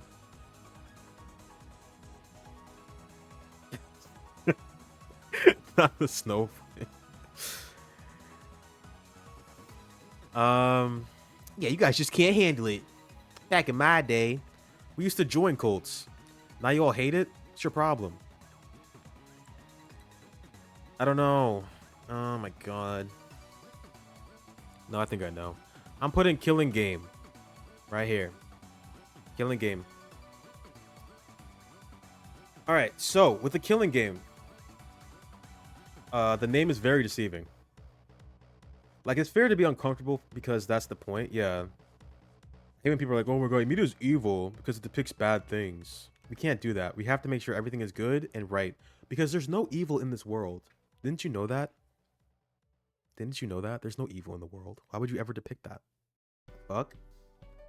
The fuck? You think this is? Killing Game has a deceptive name because it's not at all what you expect it to be. This is a very good route to have for your first route. I will say that 100%. It flipped my perspectives on like four different characters. This is why Yugamu, Tsubasa, Nozomi, and Eva are in the A tier because of this route. It has fantastic characterization for those characters, and I loved the group that ended up becoming formed around those characters too. And it did commune a lot of favors as well. It completely retconned, or I guess it's not a retcon. It erased her rebellion background, and it just seems like she was working for the army the entire time or something. I don't care, whatever. But she has a cute relationship with Nozomi, like they're like sisters. Nozomi has a very nice relationship with Eva, because Ava's like the mother that Nozomi never had. Except Eva, I mean, Nozomi had a mom, but her mom sucked, clearly. I wish her mom was more of a prominent character. It seemed like she was gonna be, but she wasn't. Really good characters. Really good interactions. What's holding it back is the story is not amazing, I don't think.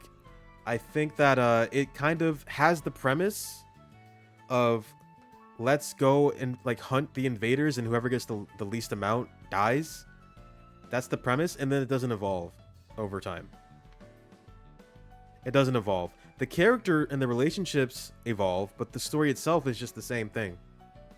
And I was really hoping that each round would be different, but it just wasn't. And we tried to kill the sponsor, the person running the whole show, but we didn't because they just keep coming back. So it's just a matter of waiting it out. Like, but it had a pretty good ending in the one where we went back to the satellite, and I guess we were all roommates or something. And surprisingly, a really cool tie-in into the SF route, where the one where we all died, I was like, why would you ever want that? Ended up being a plot point for a different route. That's pretty cool. But the main reason you want to play Killing Game, it's not for the narrative. It's not. I don't think it's for the story. It's for the character moments. They're very good. One of the best. I think honestly, no. Well, there's one other route. I think the characterization's better. Second best, maybe even third best route for character interactions. Seriously. Very good. They did Tsubasa, they did Yugamu, they did Nozomi, Eva. They did them so right in that route. Very good. Next up. It's getting even harder. It's getting so hard. That sounds really terrible out of context. Let's see. It's either SF or second scenario. So we know which one's number one. And you know I can talk about Retsnam all day. So these are the two routes that I was sitting here like, one of these has to be the true route. But let me start with this. There really is not a true route in this game. I was looking for one. There's not. It's whatever you want it to be. I think I'm gonna put second scenario. I'm gonna put second scenario because it had a lot more going on. It felt like a natural way to progress the story from the first loop. From the first loop we make onto the second. This felt like the right way to go about it for me. I think the pacing, I don't remember exactly how I felt about it at the time. I feel like the pacing was a bit ass, but interesting things did happen, and we learn pretty much the entire truth of what's really going on this planet, what we are, why we're here from this route. This is like one of the only routes, if not the only route, where we get the whole truth, nothing but the truth in it. And I can appreciate it for that. And I think still has one of the better endings. Spoiler, we all die. But we die for a reason. And the reason is war. The reason is war. This entire game, it's literally about a war. You need to make sacrifices. There is no right or wrong. Well, I mean, sometimes there is, but there's no right or wrong to the people fighting on this on both sides of the war. They're fighting for what they believe in, clearly. Right? And we as humans, as humanity, we come to realize that, hey, humanity is really fucked up. We are the instigators. We started this, and at this point, it's a little bit too late to just be like, hey, can we stop? Because we kill people. So instead, what we do is we stop it at the source, at the roots, which is the big weapon that destroys the entire planet. We put everything we have into getting rid of it so that the people on this planet can be okay, and humanity can get the middle finger because we suck, which I like, because humanity, it does suck. Humanity is terrible. We are never in the right. I don't care if our population is dwindling. We came to a planet and we tried to force ourselves onto it. And we did try diplomacy, but when diplomacy fails, what's next? Shoot him in the head? No, that's not a good idea. The worst part is we could have communicated if we actually tried harder, but we just resort to violence right away. But anyway, everyone ends up dying in this route, but they entrust everything to Nozomi, which I thought was pretty poetic, because she was the one in the first loop, or in the first route, who died to protect everybody else, right? So I liked the shift from her dying to protect everyone to everyone dying to protect her. And it's the only route where we get like an extended cutscene at the end, I've noticed. Like an animated, like CG, or not CG, an animated cutscene of her like actually reaching out to the people of this planet.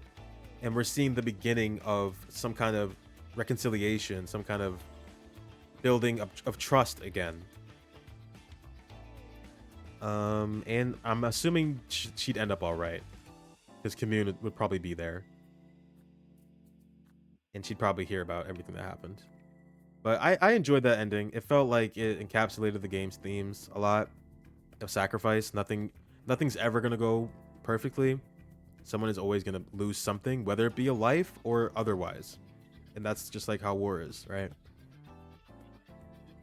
But of course, if we didn't like that, there are so many other endings you can choose from. But I enjoyed that second scenario, just because I learned the truth, mostly. And I thought the ending was really poetic.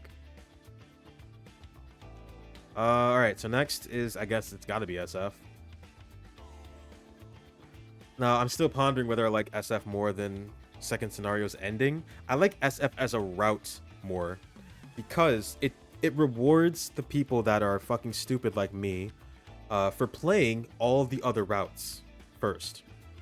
This is the only route in the game that takes plot threads from other routes and converges it into its own thing. And it makes it seem like, oh my god, it's all connected. And then I realized last night, it's not. It's not. This is also its own pocket thing. So, the premise of SF is that we presumably are stuck in a time loop, right? Where at the end of every 100 days, we go back to day 2. Here's the thing. In the Rebellion route, there is an ending that shows Takumi and Commune 15 years after. 15 years. So obviously this time loop thing isn't like a canon thing that's happening in all of the routes. Not only that, Hiriko being a time leaper, time jumper, doesn't come up at all in the second scenario. There are no boxes of blessings in the second scenario. There are no gi. None of that happens. Everything that happened in the SF route that seems super important did not happen at all in the second scenario. So what that means is you don't have to think they're all stuck in a time loop. You can also believe that they're not. You can also believe that Takumi went back in time once, and this hasn't been happening for 40 years. But I think the 40-year time loop thing is a little bit more interesting. So I do like SF more as a premise.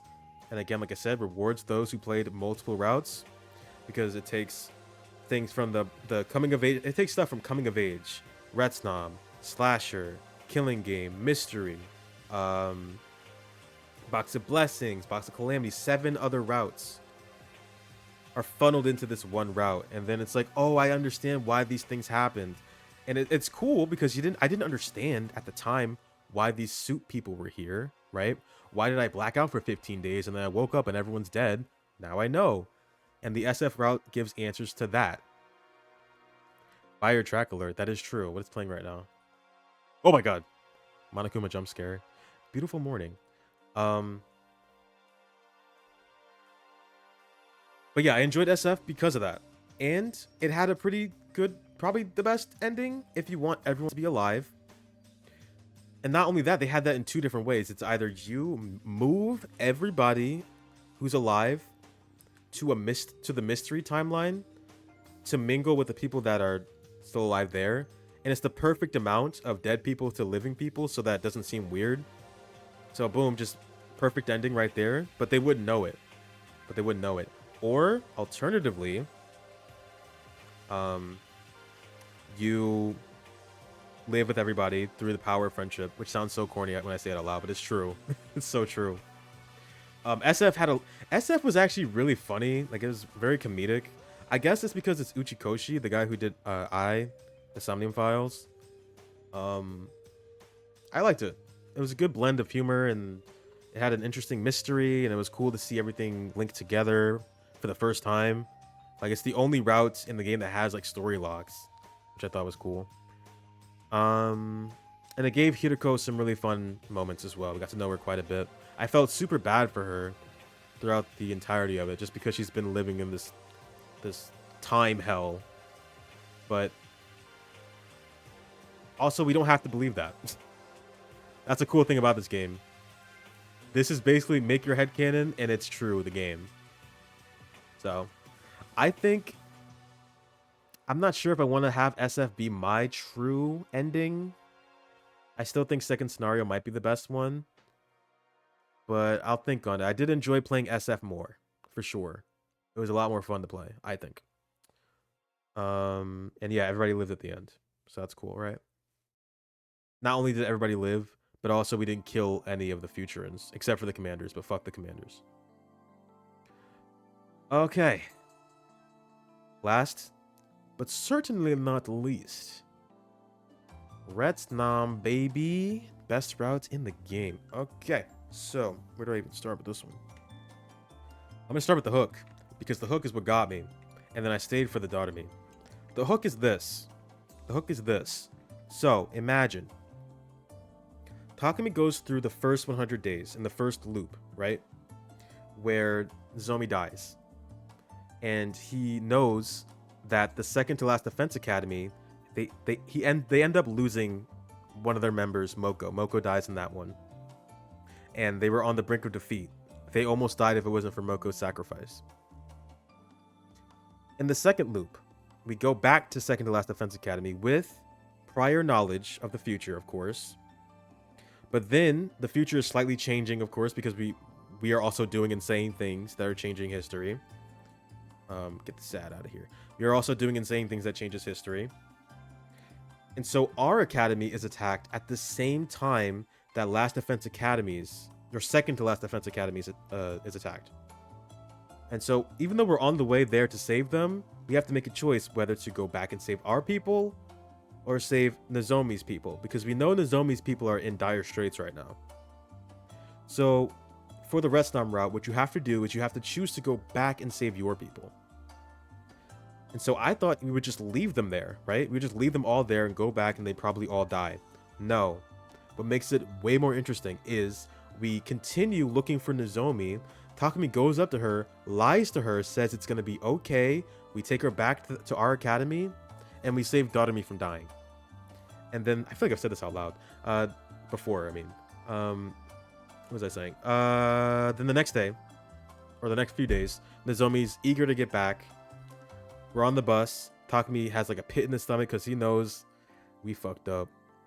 We go back. Everyone's dead. Nozomi's fucking pissed. Understandably, seething with rage. Hates him, is crying, bawling her eyes out. And this creates a rift in the group where they don't trust Takumi because he's using his knowledge of the future to do things his way instead of thinking of everyone's best interests. So nobody really talks to him. He's ostracized from the group. This is a terrible song. There we go. He's ostracized from the group. And he's also, not willing to put in the effort to try and get their trust back because he's a little bitch. But Doremi, because she is the one that was saved by him coming back, extends a helping hand to him and tries to, reintegrate him back into the group slowly but surely, and also in her own Doremi way because she's so goofy and quirky. And at first I was like, oh wow, this is really interesting. What the hell are we gonna do? Only Doremi's on my side. I thought she's just a joke character. How is she gonna help me, right? No. Nope, she's the best character ever made. So, over a few nights, she's spending time in the library, researching and looking for ways to revive people for Takumi's sake. She doesn't say it explicitly. She's just like, oh, it'd be a good thing if everyone was alive, right? And she's doing it for him. And Takumi realizes this, and she's also like helping him, like bringing food to him a few days, inviting, or kind of not inviting herself, more like barging into his room, forcing herself to spend time with him. Because I'm sure she understands what it's like to be alone and to not have anyone to depend on. And because he saved her, she feels like she, has to do this. But she's genuine with it, It's really, really sweet to see. It's hard to put into words. It's just a really good route, man. But yeah, she's like bringing food to him. She can't cook, clearly. She just puts like a bunch of candy together.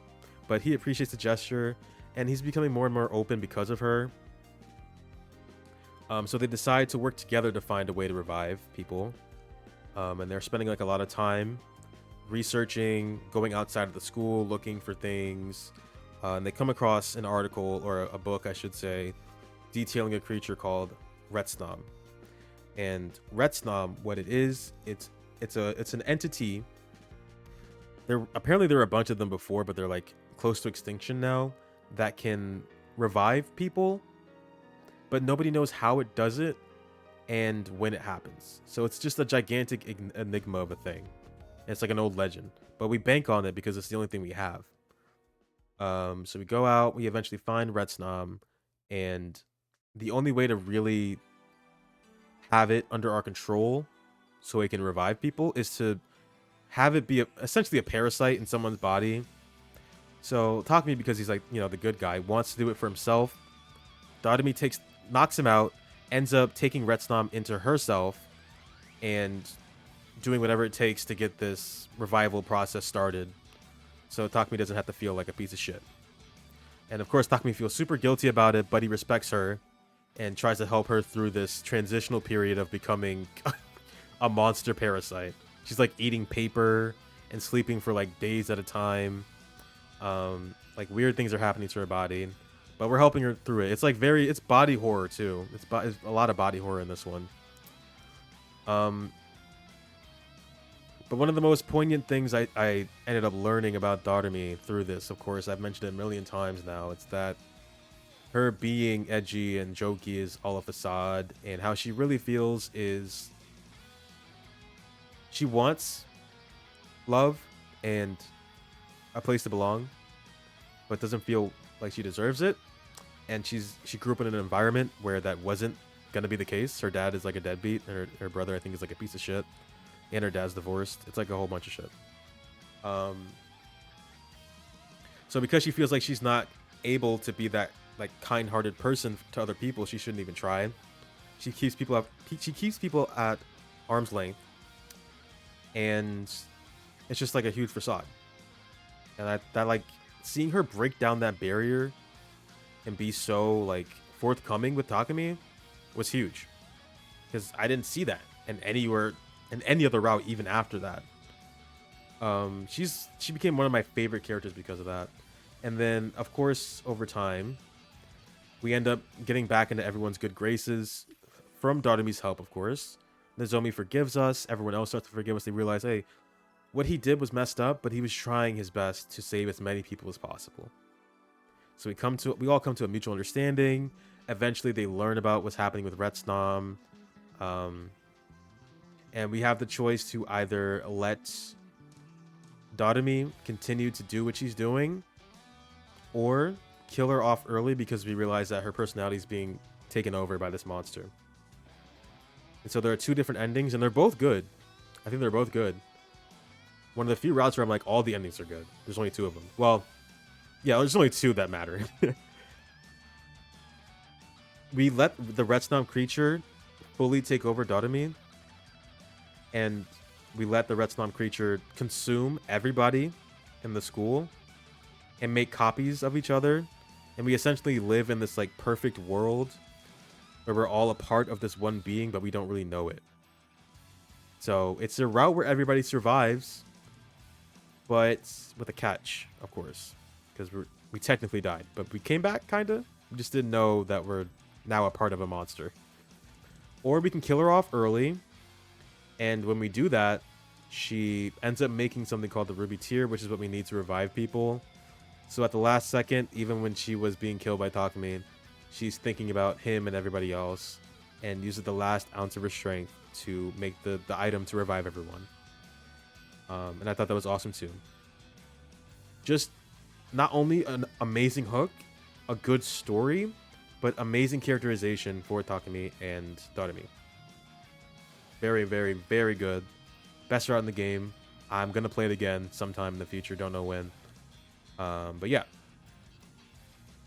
And those are all the routes. It's my route tier list.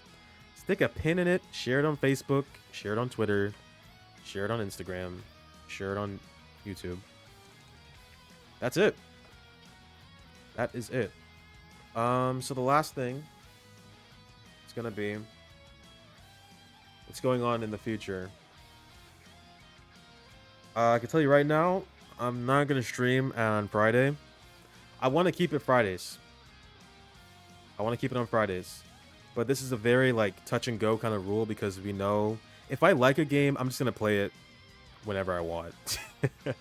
But I want to be consistent and keep it to a Friday weekly thing. Not this Friday, but the next Friday. So what games are we going to play? That's the question. I made a list. And I put it into different categories. Make it bigger. Does anyone like time? Should I put an air? Just put an air. No one cares. So, there are a few categories here. What we're going to do, number one, these are the games that we have to play, that I'm going to play on stream. The first thing is Trails in the Sky, the first. You know I love gassing up the Trail series. You know I love that. This game comes out in September. And when it does come out, I'll probably be playing it on a damn near daily basis. We're going to be playing the shit out of this game. I can guarantee you that right now. Another game that's coming out around September. Probably won't play it immediately, but we will play it. is another game by Kodaka called Shinten Order, which is giving off some like Raincoat vibes. It's like a multi-genre murder mystery thing. I don't really know what's up with it, but it looks cool. So we're gonna try that out, and we're gonna play that. We're gonna play Zero Escape. I don't know if I'm gonna do it next week or whenever. I might do it next week. We'll see. I low-key might put this shit on a wheel and spin it and see what I pick, because I don't really care what I play next. But Zero Escape, I already bought the 2 first games in the series. We're gonna play it. I think it's gonna be really good. I'm expecting it to be good, and if it's not good, I'll be mad. And we're gonna play No Sleep for Kaname Date. I'm expecting this game to be fucking shit, but we're gonna play it anyway, because Date's in it. Other games that have a very high chance of me playing them. Not guaranteed, but a high chance. Pretty sure we're gonna check out the Persona 5 gacha game. That's gonna replace our like Tribe 9 streams, because Tribe 9 got shut down. Definitely gonna check it out. I don't know if it's good. If it is, we'll keep playing it. If not, it's whatever. I thought I was gonna play Raito on stream. Now I'm having second thoughts. But I might. It's an Atlas game, so I'm pretty likely to buy it and play it. Other games, Hi-Fi Rush. I really want to play that. I should just put that on must play. I'm probably gonna play it. I think it's a pretty short game, so I might do it next week. Maybe might be like 1 or 2 streams. Definitely want to play Hi-Fi Rush. That was a game that came out like 2 or 3 years ago, or maybe a year ago. Looked really fun, but I just never got around to getting it. This is a pretty long game, I think. This is an RPG. Expedition 33. It's very popular right now. It looks really cool. I don't know anything about it, but I want to try it out. Again, no guarantee. Just a high chance. And Elden Ring DLC. I didn't play the DLC, and I did not play Night Rain. I loved Elden Ring when I played it, but it's been so long. I gotta get into it and play it again. So we'll see if that happens. Now, I also have a backlog. This isn't even everything, but these are other games that have a pretty good chance of me playing them if I have nothing else to play. All of the East games, I've only played like 2 of them. I bought all of them, so I gotta play them. I don't want to waste money, right? I'm on the Arc of Nepishtim right now. So if I'm going to play it on stream, it might be that game. Could be East Origins. Could be East fucking 9. East 10. Who knows? Etrian Odyssey. I've been obsessed with Etrian Odyssey lately. Had to obviously take a break because I was playing 100 Line. We played a bit of Etrian Odyssey 4 on the stream. Did not finish it. Ended up finishing it on my own. Loved it. That's the best game in the series for me right now. Right now I'm on Etrian Odyssey Untold 1. I think I'll probably play Untold 2 on stream. Untold 2 and then 5 on stream. Those games seem like they'd be really good. There's a Fire Emblem game I haven't played yet. I haven't played every Fire Emblem game. The only one I'm missing is Thracia 776. If I'm going to play Fire Emblem, I'll probably play Genealogy first and then Thracia. But I definitely want to play Thracia one day. I have not played it. The Shantae series, there are a few Shantae games I haven't played yet. I've only played Half Genie Hero, but I really loved it, and I want to play other games in the series, so I'm going to try out Pirate's Curse and Seven Sirens. It's like a platformer. It's cute art style. I love WayForward games. So we're going to try out Shantae. Cult of the Lamb is a game I've heard a lot about. Seen it. Looks really interesting. Don't know what it is, but I want to try it. Same with Hades. Want to do Hades one day. I know the game's pretty old, but I don't care. Final Fantasy. I've always wanted to get into Final Fantasy. Never been able to. Maybe that's a sign to stay the fuck away, but I'm still going to try it. We're going to go for Final Fantasy X. If I play a Final Fantasy game, we're going to do Final Fantasy X. The only ones I've played were, I think it was like 15, 14. The one with Noctis in it. That's the only one I played. Xenoblade Chronicles. Another RPG series I've never played. We're obviously going to start with the first one if I play it. And we'll see if it's good. And this is an older game. Lunar Remastered. It's like Falcom adjacent game. 90s RPG. Looks cool. I want to try it out. And going forward, I'm gonna start putting recommended games into like its own slot. So there are 2 games that Meat Miner recommended to me at one point. Recommends. What I'm gonna do is I'm gonna like pick one in between all of these 4 and switch it up constantly. So we're gonna do like a must-play game. When the must-play game is done, this sounds way more complicated than it needs to be. I'm just showing you what games I'm probably gonna play. When the must-play game is done, then I'm gonna switch over to one of the interested games or one of the backlog games. And if I do one of these, then I'm definitely gonna play one of the recommended games after that. So unless I really want to play it, Yakuza is one of those I'm probably just gonna play anyway. So he recommended Yakuza 0 and Spy Fox something. We'll have to see which one we get. And if anybody else has game recommendations, ask me. Or tell me. Not ask me, tell me. I'll put it on the list, and yeah, I'll give it a try, because there are so many games in the world, and I can't play them all. But yeah, I'm gonna... not next week. Yeah, next week's stream, next Friday, is gonna be a complete surprise, not only to you, but also to me. I'm gonna put this shit on a wheel and spin it. We're gonna do, we just did 100 Line. That was a long-ass game. I want to try something shorter. And No Sleep for Konami Date comes out at the end of this month. So I'm going to try to shoot for one of these. One of the interested games or one of the backlog games. Probably, I think it's going to be Hi-Fi Rush. I think that's a pretty likely... It's probably going to be this game. It's going to be a mix of this game and most likely this. And if I decide to play Raito, then we'll play Raito too. I think these 3 are the most likely we're going to see. If it's anything else, you'll see. But yeah. That's it for me. 100 Line. Working on a formal written up review. I'm going to put that shit out there. It was a good time. I don't regret playing it. Highly recommend it if you have no life. But it's genuinely a good time, and it's crazy that that game was even made. But it's over. It's over now. That felt like a whole fucking chapter of my life. Took an entire month to get through that bitch. Crazy. Essentially, dude, if you have like friends and family, or God forbid, a wife, kids, husband, whatever, if you have like people you need to see on a daily basis, you can't play this game. It's so long. It's so long because if you want to get to a point where you feel satisfied, it's not gonna happen. You have to dig so deep to find the ending that you want. There's no guarantee you're gonna get it on your first try. So that's why it's tough to recommend. But if you're insane or have no life, then yeah, play that shit. It's good. But yeah, if you have any game recommendations, Jay, tell me. I'll write it down. I will. Because I can't... These are already so many games to start with. I don't have to add anything more. You don't have to. No pressure. Yeah, it is a lot. Like I said, not guaranteed we're going to play them all. But they're just there just in case. But these are the games we're definitely going to play. And you should totally be here for Hades. Yeah, Hades is going to be interesting. It's probably pretty short too, so I don't know when I'm going to play it, but you got to be here for Zero Escape because I've heard that this is like a generational life-changing game. I have no idea what it is.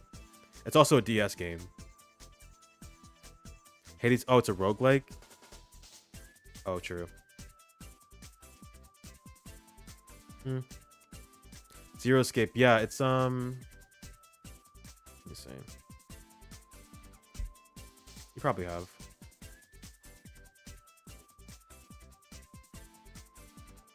It's not a show, it's a game. Oh, is there a show? There might be a show. Oh, you're just saying show. Never mind. You know I'm stupid. Don't listen to me. It's a DS game. Yeah. Hold on, the thing is all messed up. Let's shrink it, please.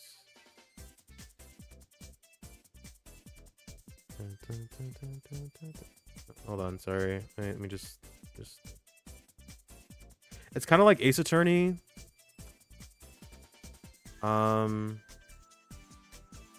Like anime aesthetic. We investigate. We're like trapped in like a boat or something, I think.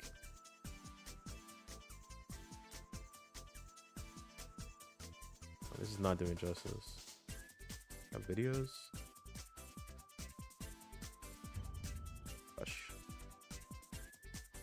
Is this a spoiler? I feel like it probably is.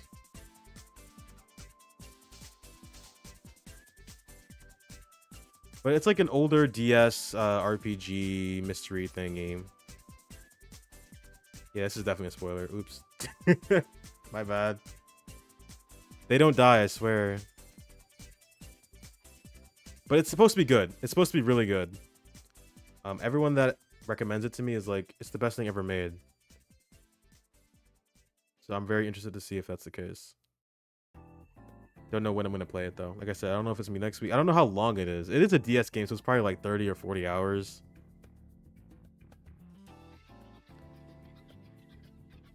But yeah, all right. That's the plan. Very touch and go. I can't even guarantee I'm going to play any of these, but they're here, so people have an idea. Thank you, Jay, for being here, listening to my Yap session. I don't know when I'm going to do this again. Oh, I just told you. Next week. Don't know what time, though. Can't guarantee it. And thank you to anyone who might have stopped by and anybody who might see this in the future. 100 line is good. And so is God. Till next time. Peace out.